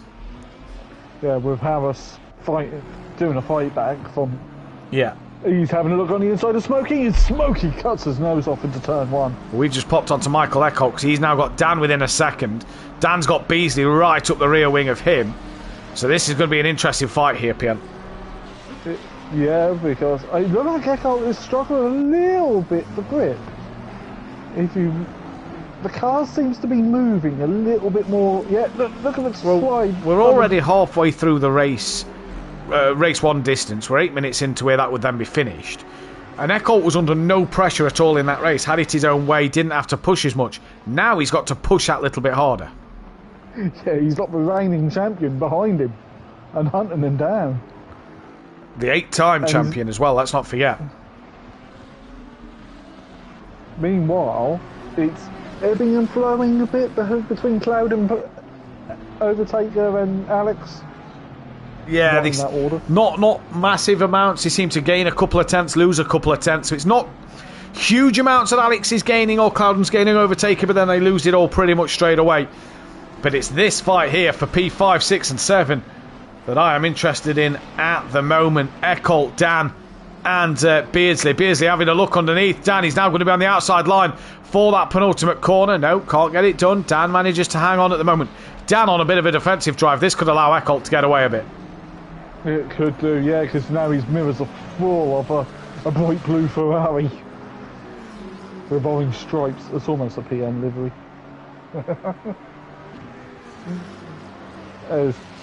Sky Shoulder having a quiet race so far in 8th place. Yeah.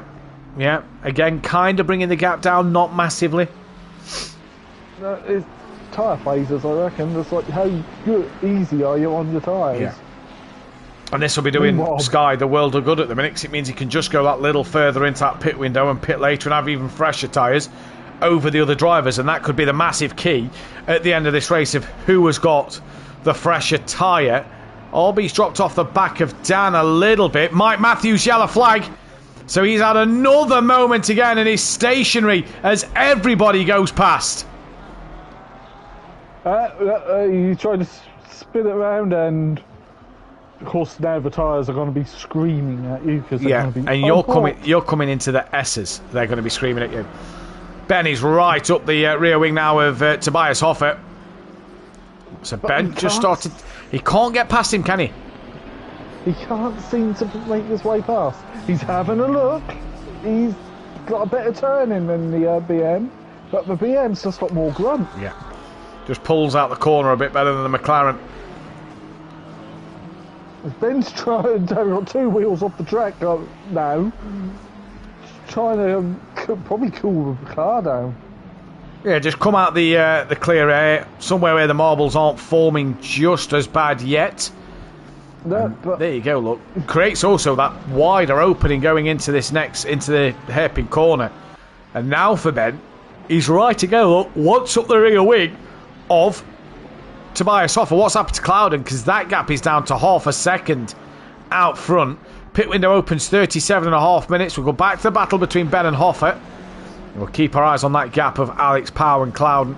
Wesley's extended his gap over Overtaker.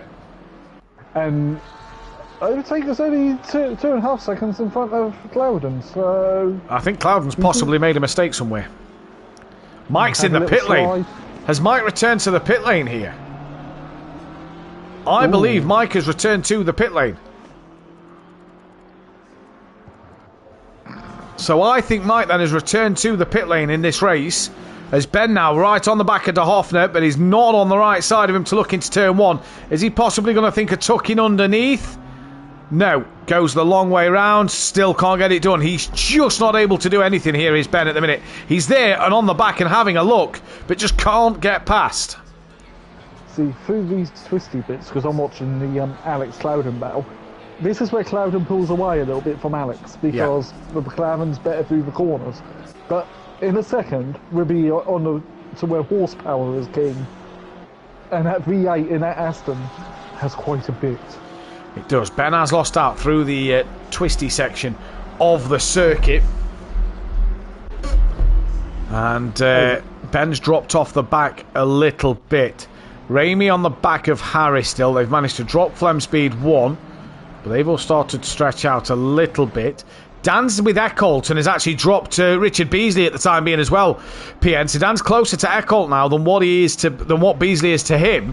And Alex has dropped off the back of Cloud, and Clouden's brought the gap back down to Overtaker. Overtaker's 5 seconds behind Wesley. So at the minute, Wesley looking for another race win. That'll be 3 and 4 races. What a shame that this week, or as from this week for him and Ben, this will be their drop scores.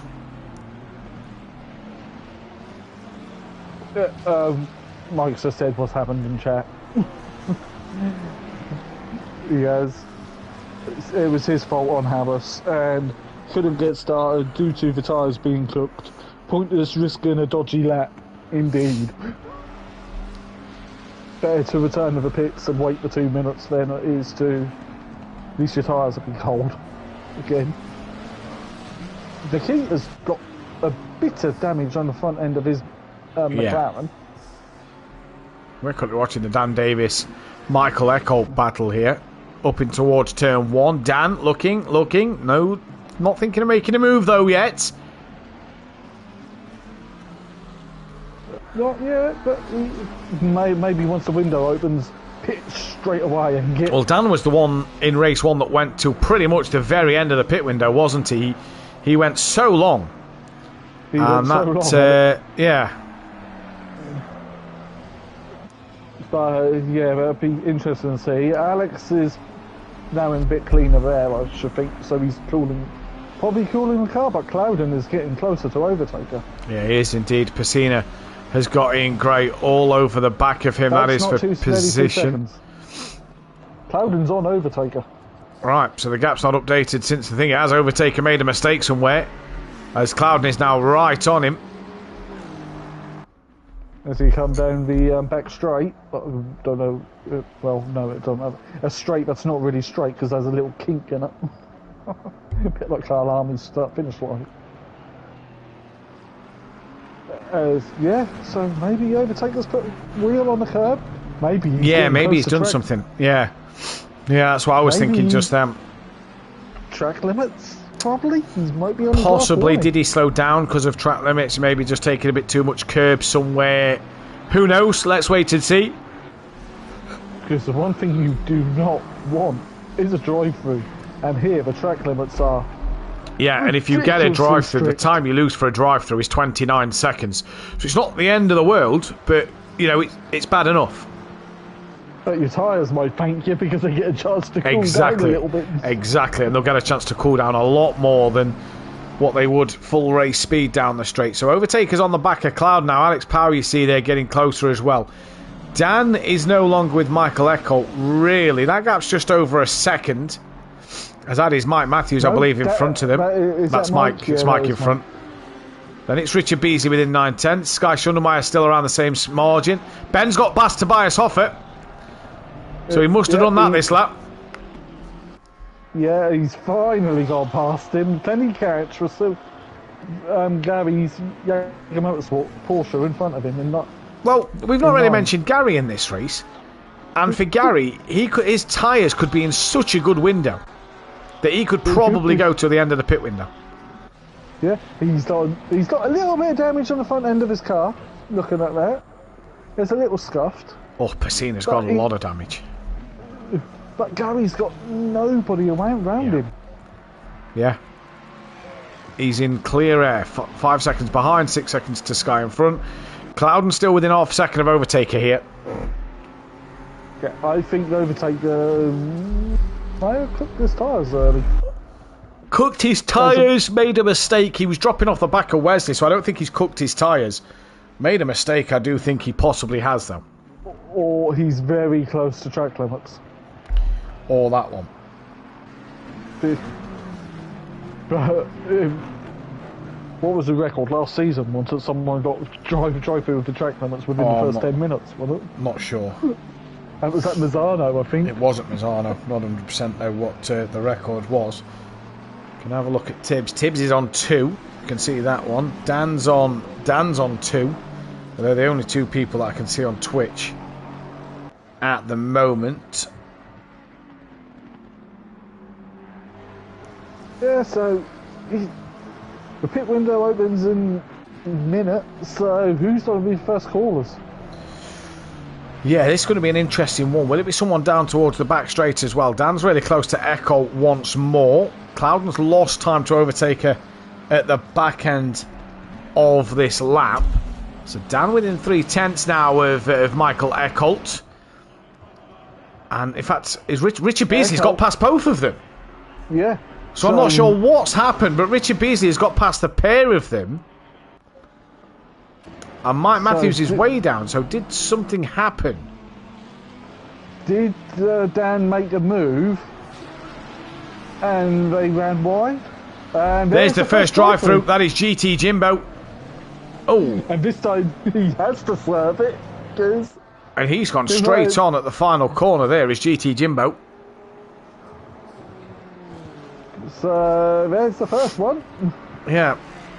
That is number 1, racked up. Oh, Smokey and Flem. They were very slow through the final corner. Smokey looked like you're having a slide or a moment himself. So, yeah, that the drinking game continue. Take a shot, everyone gets a drive through the track limits around Kota. Take us back to a second ahead of Clouden. Pit window now opens. Nobody got around in time. Wesley could pit now and, you know, he'd probably be better off waiting. And Jimbo's just been disqualified. Jimbo's been disqualified, so that is no points for GT Jimbo in this race. So that's one Mike can finish in front of. He did a Max Mulder yesterday. He probably want a beer. Did you see that with Max? Yeah. After he got disqualified, he just cracked open a beer and just sat there watching. I believe he's gone to see the Dutch Grand Prix at Assen this weekend for MotoGP. So much motorsport on in the summer. But more importantly, this weekend, Spa 24. Yeah, Formula 1 at Red Bull Ring, Spa 24.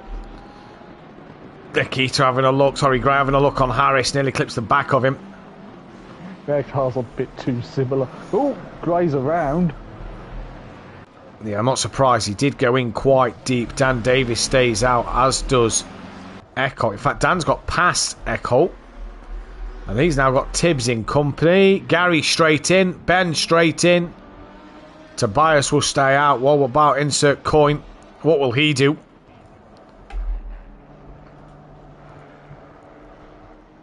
So, yeah, Mike straight in. Not surprised. May as well get it out the way. Piscina straight in. That is no surprise there either. Michael Harris stays out. Ian Gray, I assume we're going to see in. But, yeah, in comes Ian Gray. Yeah, but those Pirellis are done. So, Nikita's in, Ramey's in, Flem's in. They're all in then down the back end of the pack. And it's Dan Davis pulling away from Eckholt, trying to get on the back of Richard Beasley once again. Cloudon's back within 7 tenths of Overtaker, so Overtaker just making a few mistakes here every now and again. He is, yeah, and well, when the car behind's pretty much the same as yours, other than colour and setup, what can you do? Isn't it? Yeah, that's it. That is it. Because it's got the same strengths and the same weaknesses. And the car in front of this race as well is also another McLaren, with Alex in P4 in the Aston. And Beasley must have pulled a blinder when he got in front of both Eckholt. Yeah, I'm interested to know what happened there in that one, but let's see. Cloudon's lost a bit of time. Dan Davis still on the back of Beasley, 7 tenths. Gary and Ben have done their stop, so's Flem and Mike. Flem's going to jump a few cars here.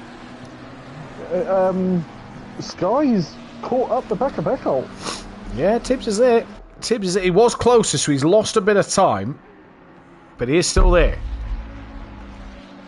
As Kuiper stays out, Overtaker has stayed out by the look of things. Well, the top 4 so far. Yeah, well, Sky stays out. They're probably going to try to get to the halfway point and then pit, because if you're changing tyres, you want them fresher earlier. Well, they've all come out as drivers are leaving the pit lane here. Tobias stays out. Naval, insert coin, stays out. What about Harris? In the golf-coloured BMW. He's going to stay out as well. Ben's got ahead of Gary Leach. Gary doesn't look like he's repaired his front-end damage, and Ben's got ahead of him. And now Cloudon's right up the chuff of Overtaker. Is Cloudon going to go for it as they come into the hairpin onto the back straight? Overtaker's looking a little tiny bit slidey. Not much though. Overtaker moves over to defend. Cloudon follows him in the slipstream. So Taker goes back to the racing line, which he's allowed to do, as he turns into the start of the Hockenheim section in reverse. Meanwhile, watching this is Alex in the Aston, thinking, come on. They're fair way in front of Beasley. Because Beasley clattered the curve on the exit. Yeah, he did. Alex just can't seem to get close though, can he, Phil? He's just I called you your actual name there. He's there without gaining anything, isn't he? Without doing a massive amount. It's just, I think, if I was Cloudon, I'd try pitting now to undercut Overtaker. Yeah, I'd possibly look for the undercut. The undercut we saw was strong in race 1. He's chose not to pit. Alex hasn't either. What about Richard and Dan? Dan's a bit closer than that 1 second, I would assume. Richard's no. Thought about it. I'd have thought maybe selling the Dan the dummy didn't work. Sky and Eckholt stay out. Tobias Hoff and Naval. And Ben is cleared Gary by 3 seconds. Ben is well away at the moment.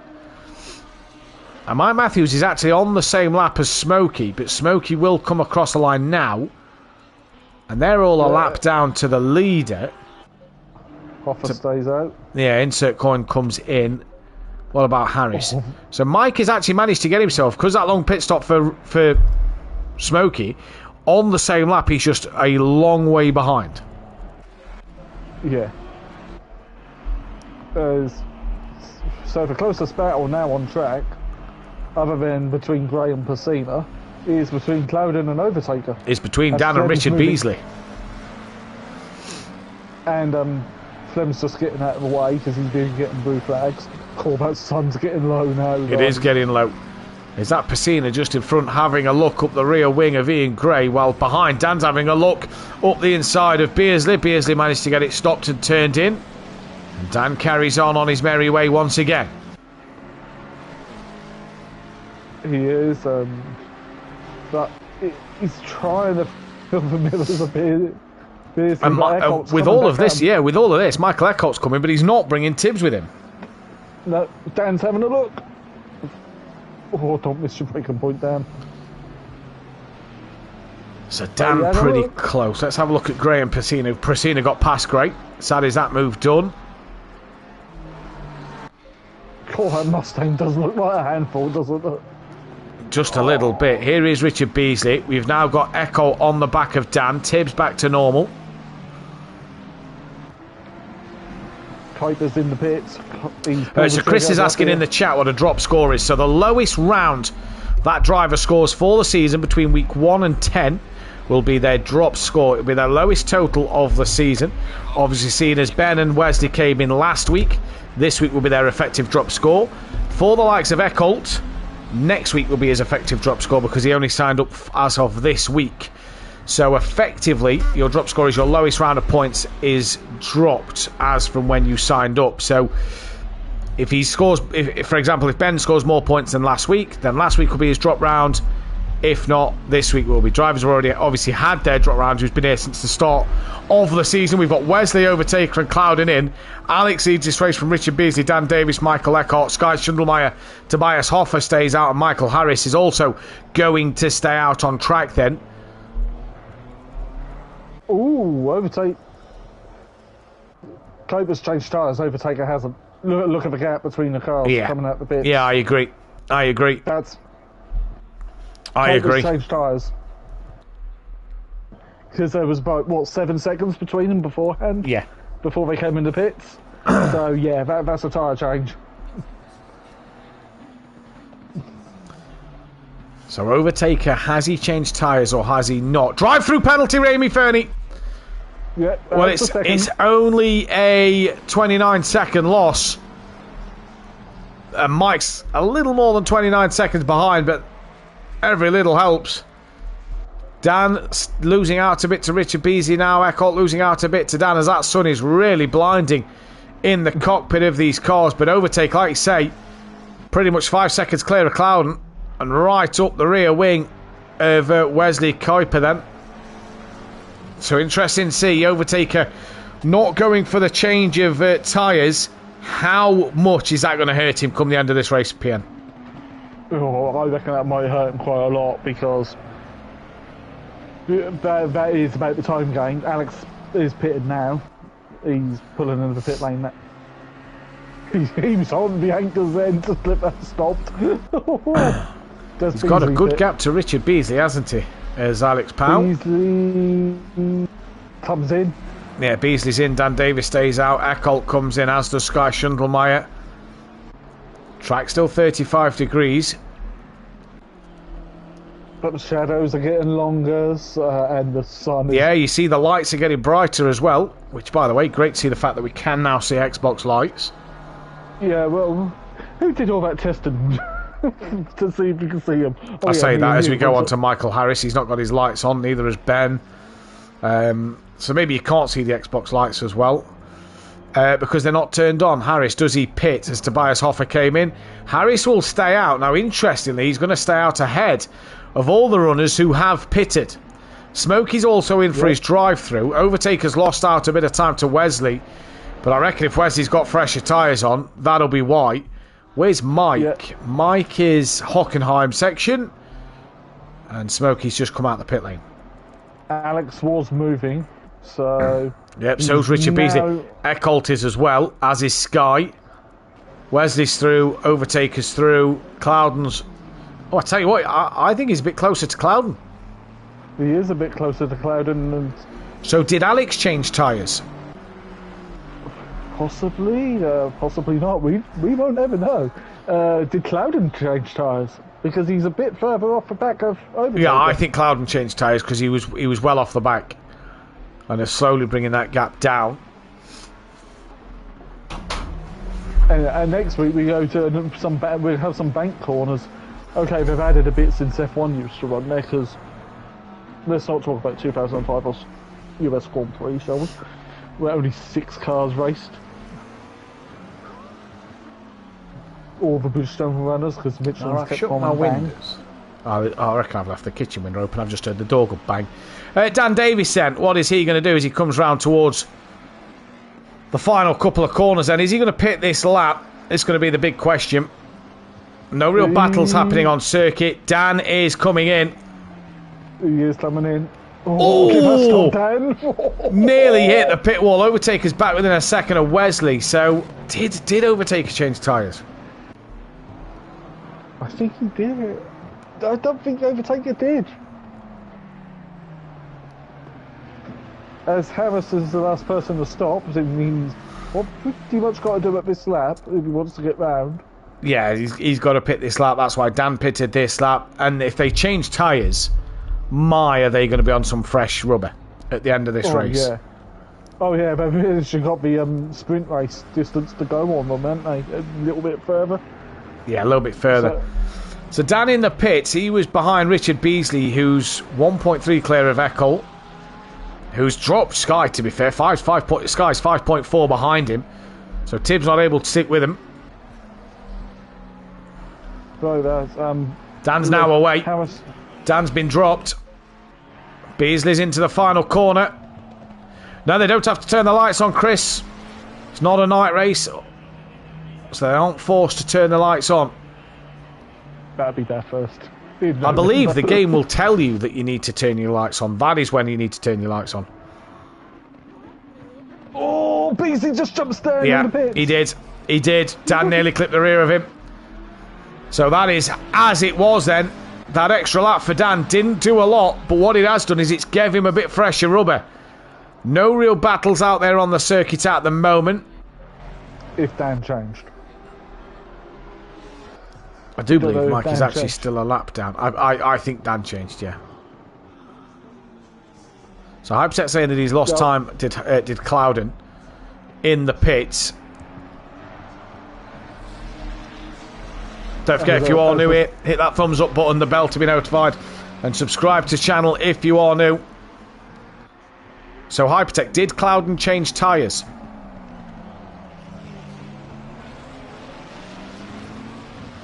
Pit lane report of John Gooday.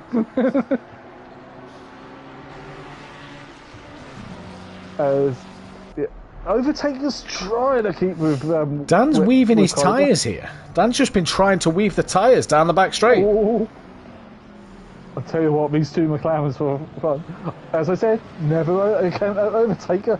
Never ever count out Overtaker.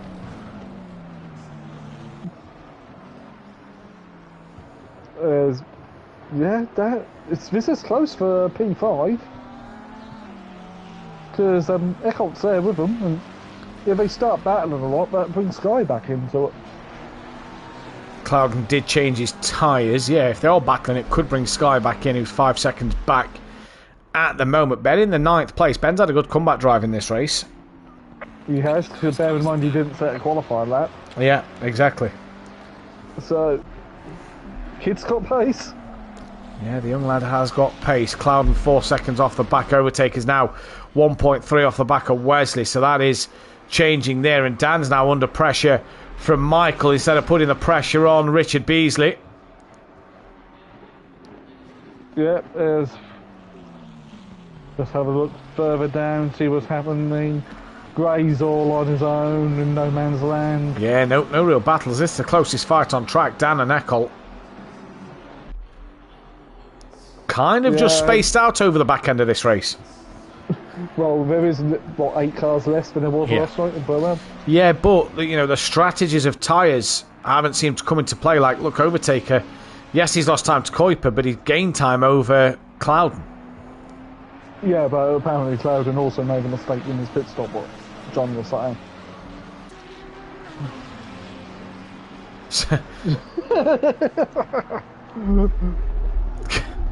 Love that. Well done, Chris. Well done, Chris. Love that. Fantastic. 7 tenths of a second is this one here. Ben, 3.9 off the back of Sky. Ben's bringing the gap down to Schundelmeyer. Yeah, so... I'm not going to say what I used to be like when I was 14. That was a long time ago now. Yep, same here. Not as long as yours, but yeah, still same here. There you go, Tony. Eckholt is 0.666 behind Dan. Kick. And a bit of a battle on here. Pacina and Flemspeed 1 going at it. I'm seeing looking around the outside, can't do anything. What was you going to say about overtake of PM? He's trying to close the gap on Kuiper. He's getting the car nice and broadside, sliding up through the corners, which is very pad-esque. Well, he's lost 3 tenths of a second doing that, but gained 3 tenths over Clouden, so hasn't seemed to work for him at the minute. Alex is getting held up by Smokey. Smokey should just pull over because of blue flags. Oh, Pacina gets a great run underneath. Flemspeed 1 has to tuck back in behind.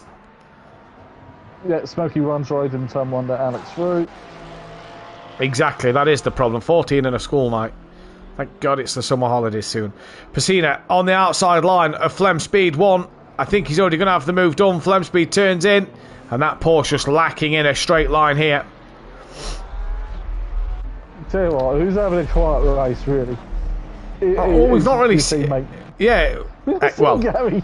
We've not really seen. Race 2, race 1 he was brilliant. Race 2, he's just kind of been there. It's normally race 2 where he goes better. But then again, though, is he a fan of Cota? No, and he'll hate me for saying this, but the start of a Formula 1 race, decided to take out Green Pies, if you remember that name from back in the day, and a driver called Just Jose. And some may have called it team tactics, because I went on to win the race for Racing Point, but Gary just missed his brakes by an absolute country mile. And yeah, that was quite funny. It was quite funny. But he had a quiet one. Dan's pulled away from Eckholt again. Tibbs had a pretty quiet one. Ben's had a quiet night. Tobias had a pretty quiet night, to be fair. Harris climbed up the order but not done anything since. I believe Mike is on the same lap as Ramy and Nikita now. But obviously they're just starting the next laps. So, yeah. Yeah. Ramy's on the road behind Alex. And we're now dropped to 34 degrees track temp. So. Yeah, that's where it got last night. It was at this stage last night where it all went horribly wrong. So touch wood, folks, that we're all staying. Although we're nearly at 3/4 distance. So this would be the classification with everybody pitted. If we did have a mass disconnection, and it would be full points. Fingers, toes, everything crossed, but we don't have a mass disconnection this time. Because I did see it in Pro-Am because I was lurking in the chat like normal. I saw, and obviously Discord started pinging saying, "Oh, how many drivers have been disconnected?" Yeah. But it looked like G-Portal just decided to have an off day. Oh, being told that Tibbs and Beasley are both on 3 track cuts, so it's a tense last 20 minutes. That's what we're being told by Micro J's on Discord, our pit lane reporter. Ooh. I believe I saw Dan on 2 as well, so Dan must still be on 2. What about Mike Matthews then? Obviously not really going to hurt his race down the pack, as we're on board with Mike Matthews actually here. Bit of screen time for Mike. There you go, Mike. Stuck it out, kept it going, got to the end of this race. That's the most important thing. Always finish the race because you still score points.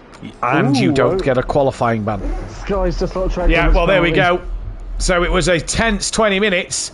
Well, it's been a tense 3 minutes because he's now got the drive-through penalty. That'll help. So if you lose 29 seconds... Did say 29, yeah? Yes, it did. So that will allow Gary, Ben. That'll be about possibly insert coin, maybe Tobias Hoffer. So we could lose 4-5 places here. Could Sky Schundelmeyer. And he's had Ben catching him for a while. Maybe that's why he's had Ben catching him, because he's had them track limits. Yeah. Meanwhile, Taker is closing the gap again on Piper. Yep, gained it 4/10. Cloud had Is also that caught right? him as well. So it's the elastic band syndrome. and then it's gone back up into- 3/10. Clouden caught Taker though, but Overtaker lost out to Wesley. Do we think this is why Dan's maybe not getting close to Richard Beasley? Dan's obviously on 2 track limits with Richard on 3. Possibly. Difficult to say. Yeah, it is. Tibbs straight in, wants as long as he can after his drive through to attack the other cars. So here comes Ben. This will put him into the top 8. Tell you what, this will help Tibbs' tyres cool down and come back to life a little Here bit. comes Gary. That'll put Gary into the top 9. Insert coin. We're just going to go on these as we see them pass the dot. And it is great to see parents supporting in sim racing. It's fantastic to see. So Tibbs coming towards the end of the pit lane. Or Schundelmeyer is. There goes insert coin. Tobias Hoffer too far back. Yeah. Well, my dad don't get it. But then again, no. He's of that age, isn't he? Yeah, exactly. A bit of a battle happening here. Closest fight on the track. Ian Gray and Nikita. So the 2 teammates having a little squabble. And Gray has let Nikita go. So that's that one. On Beasley. I think Beasley's taking it easy not to get another track limit. Because already the FBR junior drivers got DQ'd for track limits. So Yeah, Beasley's got one more cut to his name. Dan's got I believe it was 2 last time I looked. right, that's easy. It's that time of year. Cheaper than the real thing. That's debatable. That is actually debatable. Depends what you want to do in motorsport. There's these things called auto tests. They're great fun, and he can do them now. At 14. I recommend a Nissan Micra or Mini, proper Mini. They are in a car club and we do all this sort of thing. Well, I used to before everything had happened. Dan's within 0.6 of a second now of Richard Beasley. So Beasley's coming. Dan's coming on Beasley. And 7/10 of the gap now. Smokey Yeah. gonna come into play. Taker's gap's back to 1.8. Cloudon's got that down to 4.2. I reckon this is where Taker's tyres are possibly starting to go. Yeah. And I don't know why I was pointing at Smokey's car. You can't see me point. It's not like we're in an actual commentary box in at the circuit and you can point at the monitors. No, they're doing it. Oh, Ben's on. I think Ben's lost time to Coin. Because Coin's passed. Yeah, and Gary's passed because he was behind. He was ahead of Gary as well. So you're right there, yeah. Not sure what's happened to Ben. Oh, that could be a track cut from Dan. He was all over the curb there. And he's within 0.4 now of Beasley. Sure, Jay will give us some more information when he can find it. But Beasley's got to be careful. Dan might have to be careful. But Dan wants that extra position because he's going to lose points to Alex and Clouden. And if you look in front, there's Smokey Black car with Raimi Fernie. Yep. Dan's going side by side with Richard Beasley now. He's going to have the inside line coming down into the hairpin at the bottom of the straight. Ben had a spin. That's what we're being told. And Beasley round the outside. Keeps hold of it. Ben had a spin. That's what we're being told in the chat. So Ben will have to let them tyres cool down a little bit. But Dan now putting the pressure on Richard Beasley. He is, and now they're right behind Smokey's Mustang. And that's... Ian Gray's lost out to Flem Speed 1, so I'm not sure what's happened to Ian Gray tonight. Maybe he misses his M4 from last season. Yeah, possibly so. Smokey stays wide and out the way. Richard Beasley is through. Dan's giving Smokey a flash of the lights. Nothing Smokey could do there. He's mid-corner by the time Dan got to him, and he's now moved off the line. And in fact is going to pit. So Smoking, well, whatever Smokey's in for, this could help Mike out. As Let's stretch the gap between Dan and Beasley for now. Yeah, so allow Beasley to have a bit of a breather. The Overtaker's now 2 seconds off the back of Wesley Kuiper. Cloudon's within 3.7. So Cloudon's getting a little closer to Overtaker here. Don't think Alex changed tyres because Cloudon is dropping Alex. It's now nearly 10 seconds. Yeah, I agree. That is definitely looking like Alex didn't change his tyres then. 3.7 this gap. Who knows? As you can see, And who knows what laps the, Mike is on, because he's 2 laps down to the leader while everybody else is 1 lap down. So I think Mike needs another lap over Smokey in this race. And Dan's back to 1.2. No, he's not, because that's a lot closer to 1.2 PM. He's back on him. Did Dan change tyres then? Must have. Did Richard? We don't know.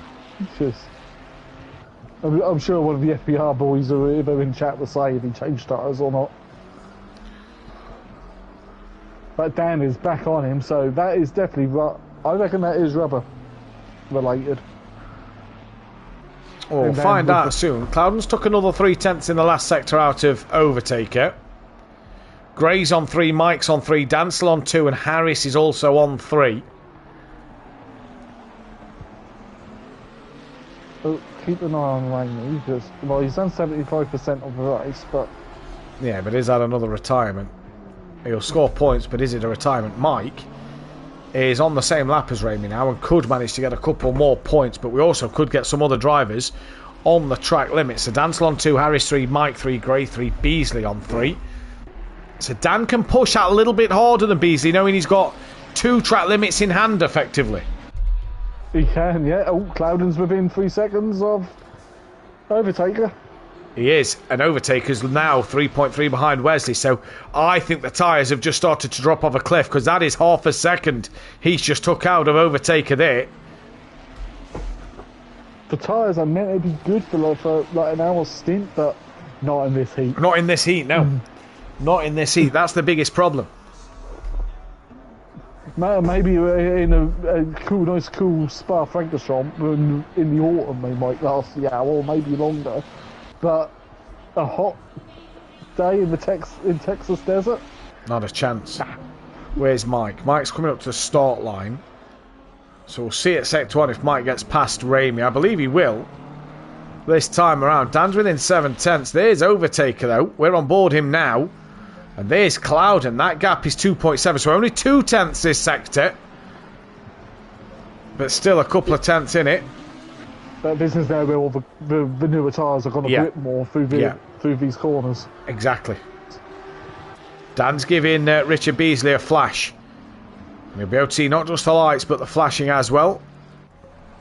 That's more of a distraction thing, maybe, because, you know, it's the touring car tactic. For those Mike has moved ahead of Rayleigh. Yep, there we go. So Mike up another place. So Ramey might have himself another qualifying ban. That is going to, though, be points for 19th place. Yeah. As Ben is now 2 seconds off. Cloudon's lost a 10th to Overtaker.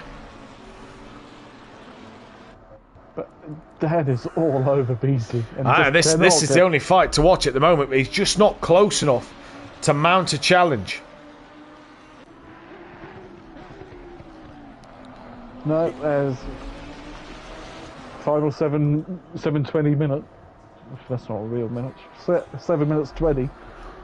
Cloudon not really any change there. A lot of time. No, we only went to 2.7. It stayed at 2.8 over the last 2 sectors. So has Cloudon had a few problems? Scruffy lap, maybe, you know, or close to track limits himself. Yeah, possibly.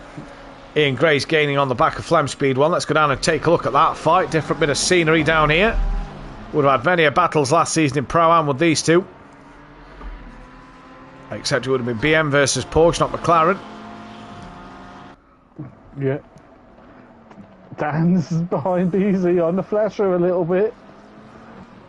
It could be the camera angles though, making his lights look like they're flashing. Because I've noticed these Kota cameramen on their camera angles are a bit. Yeah, they're not great. They are a little bit iffy. Oh, Dan's having a look, trying to get the undercut into the hairpin by coming wide. Can he do it? Since on board Dan and Richard Beasley now, we'll go back to that Gray and Flem fight a little later on. I'll keep an eye on that fight. And Dan Davis, lights on, but can't challenge Beasley enough at the moment. Gap down to 2.6 between Clouden and Overtaker. So was it necessarily Clouden having a bad lap or Overtaker having a good lap? Possibly, as Flem's close to track limits then. I believe they got the race leader coming up behind them to lap them. Here they have as well, so yeah, they have. Keep an eye on for the flag. Well, let's go down to that fight because they're a bit closer than what Dan is now. Clouden's under 2 seconds, so he's took a good chunk out of Taker. Is it too little, too late for Clouden though? Oh, possibly. Hard to say, with 5 minutes to go. That's what, 3 laps, roughly? About Yeah, 3 laps? depending. Meanwhile, Gray and Flem have got the race leader nearly on them. He's on them through the Yeah, he is. and Beckett's. He is. And Gray yield. Yep, Gray's yielded. The race straight away as soon as he saw him behind him. Doesn't want any part of that, does he? Oh, then he hit him on the brakes. Oh.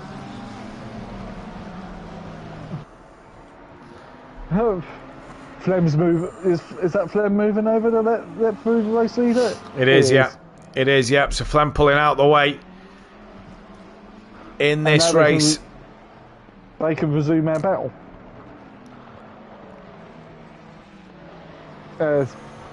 Casino's had quite a quiet race this second half. He has, yeah, not really seen much of him since the pit stops. Clouden's down to 1.4.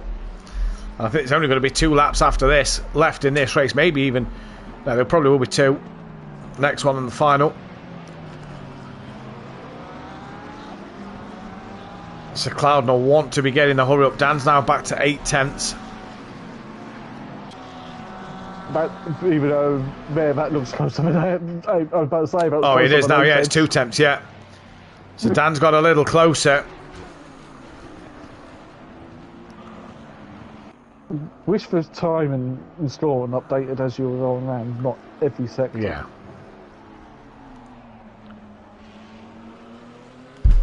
That'd be a much nicer feature, wouldn't it? Being able to actually see what's happening. Live timing. Meanwhile, just jumped the cloud and he's within 2.3 of Overtaker. Dan's going to be sick of the sight of that back end of that Ferrari. Paint us a pretty picture, won't he? Clown's within 1.2 of Overtaker. As Tracy's saying, she's Sky's #1 fan. Tibbs had a good night. Sky's had a good night. He had a good night, just shame about the track limits. But yeah, around here, they are strict. I tell you what, there's places at Indy you won't get track limits because there's a wall. If you go past that track limits where the wall is, you're going to have a broke car. Meanwhile, Dan is still all over the back of Beasley. He's trying everything.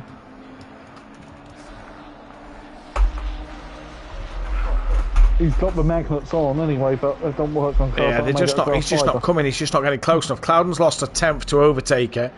Dan's just not getting close enough. We've got Harris right up the rear wing of Tobias Hoffert as the darkness is starting to descend on this American circuit.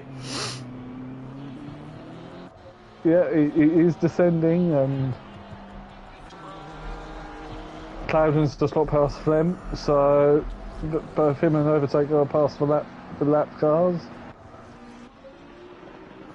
So we've got a couple of battles. Dan Oh, car 17. Richard Beasley. Oh, there we go. The Beasley. pressure from Dan. That's it. So Dan can take that easy, and Beasley might lose out to Eckholt as well. Leaders on the final lap. So Beasley's pushed too hard and got himself a drive-through penalty at the very end of this race. Look at Clouden on the overtaker. Yeah, half a second. We was just watching the fight there between Harris and Hoffer. Flem's trying to come back on Ian Gray. Whoa, that was close on the closing speed there from Jamal Clouden. Well, if he's got more grip than Taker, that's got to be closing better, isn't it? Be interesting to see what they say in the interviews where I have to disappear for a second. Oh, well, yeah, we know that track limit penalty, so and it would just be 30 seconds. You might as well just drive around. Yeah, exactly, seconds. exactly. So you actually lose an extra second. Yeah. Because it's only 29 for a drive-through.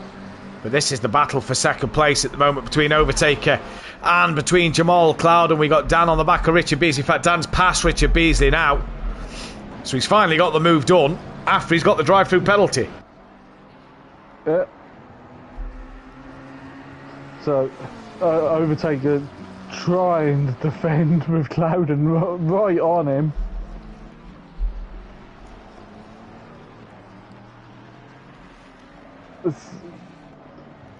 Been a good little race this, and hats off to Overtaker if he's managed to not change tyres. They must be red by now. Where? Must be. Well, it's going to be Wesley, who looks like he's going to come home to take another race when he's around in the Istanbul section of the circuit. He's been fantastic in this one. The question now is, though, is it Overtaker or Clouden for P2 and 3? Here comes Wesley Kuiper then. Great victory once again. It's his third race win. Obviously, drop scores will come in for him today, but Wesley Kuiper, race win for him. And Overtaker looks like, PN, that he's going to hang on in there at the very end from that of Clouden. So great job there. Very quiet fourth for Alex. Yeah, very quiet fourth. Yeah, I don't believe he changed tyres either, so... Dan Davis going to come around for P5. And for Richard Beasley, it's going to be a case of where will he end up. But yeah. Good start already. Ian Gray finishes 16th. Nikita finishes 17th. So Richard Beasley P6, but it might go then the way of Eckholt. And you never know, Gary Leach might get another place here. So Gary Leach might go up to P7. Very quiet night for Gary. Barely saw him. Yeah, very quiet night. Insert coin comes across for P9. Ben is going to take P10. That spin probably made his tyres just go, yeah, I've had enough now. Sky Schundelmeyer is going to be the next driver across the line before Tobias Hoffer, who had a good race himself. He did, yeah. In fact, no, he's actually been passed, actually, looking at that. He's been passed by Michael Harris. And he ran wide in the final corner. So he's been passed by Michael Harris, Tobias Hoffer, and then we just waited for Pacina and Nikita then. Yeah.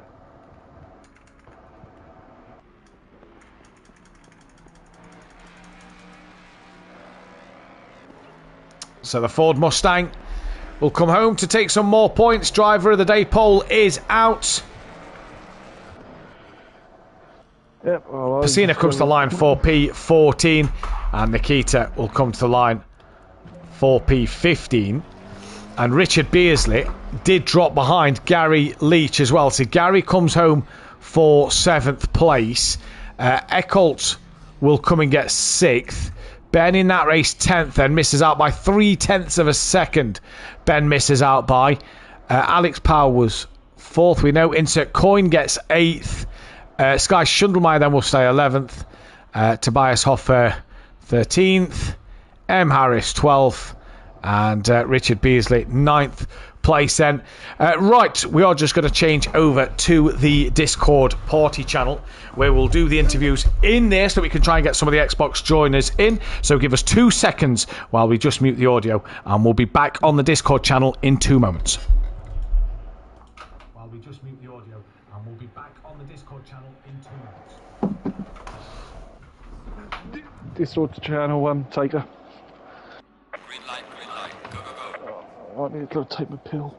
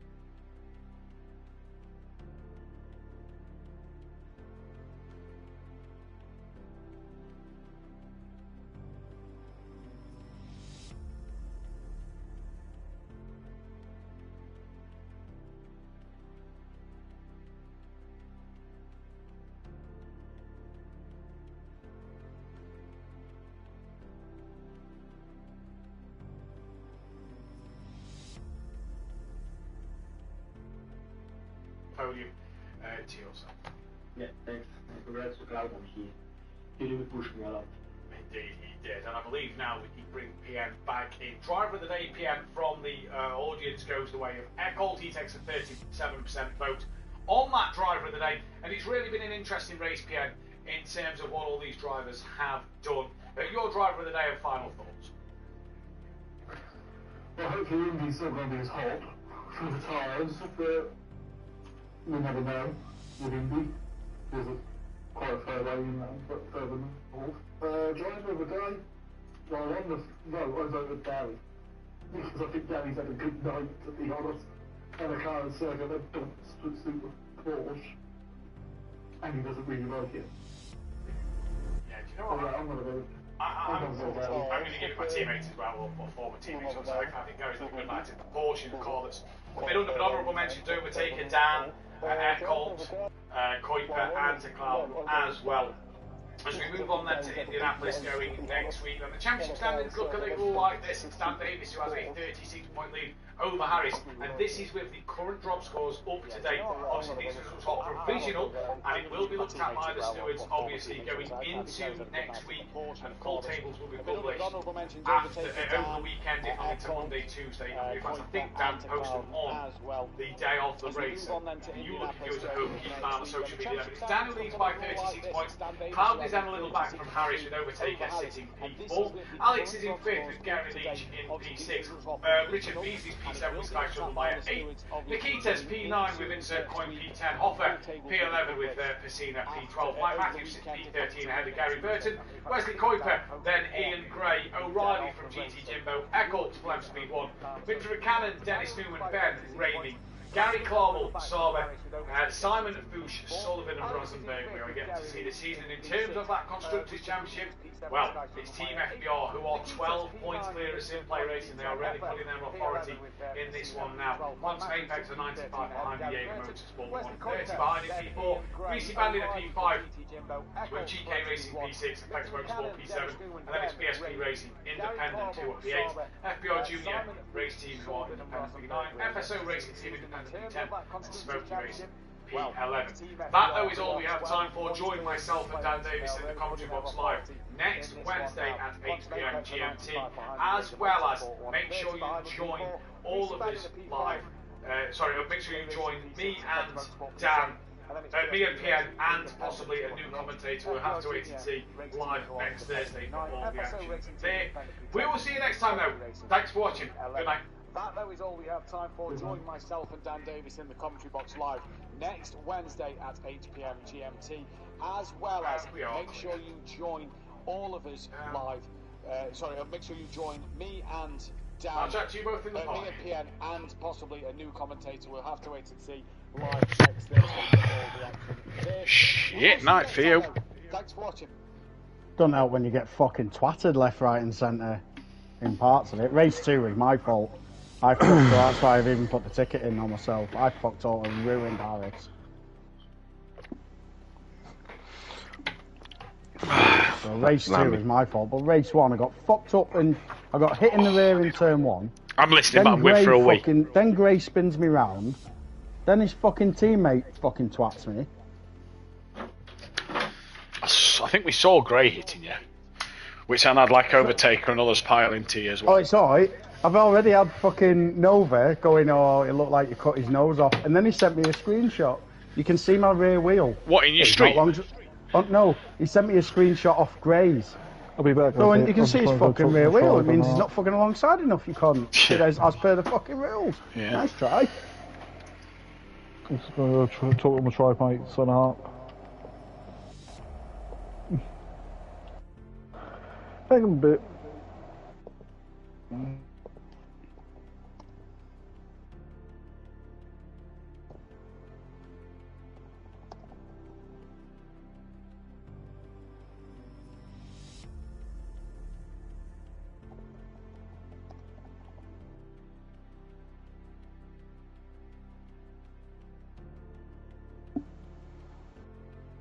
Prick. Who's that? You still streaming? No, I'm stopped. I didn't see the left hand. Oh, that was the longest wee ever, man. I've been holding that since 40 minutes. I'm going to try and find my footage, because you'll see that Alex just lags into me. And it's me, it is me. But it's like,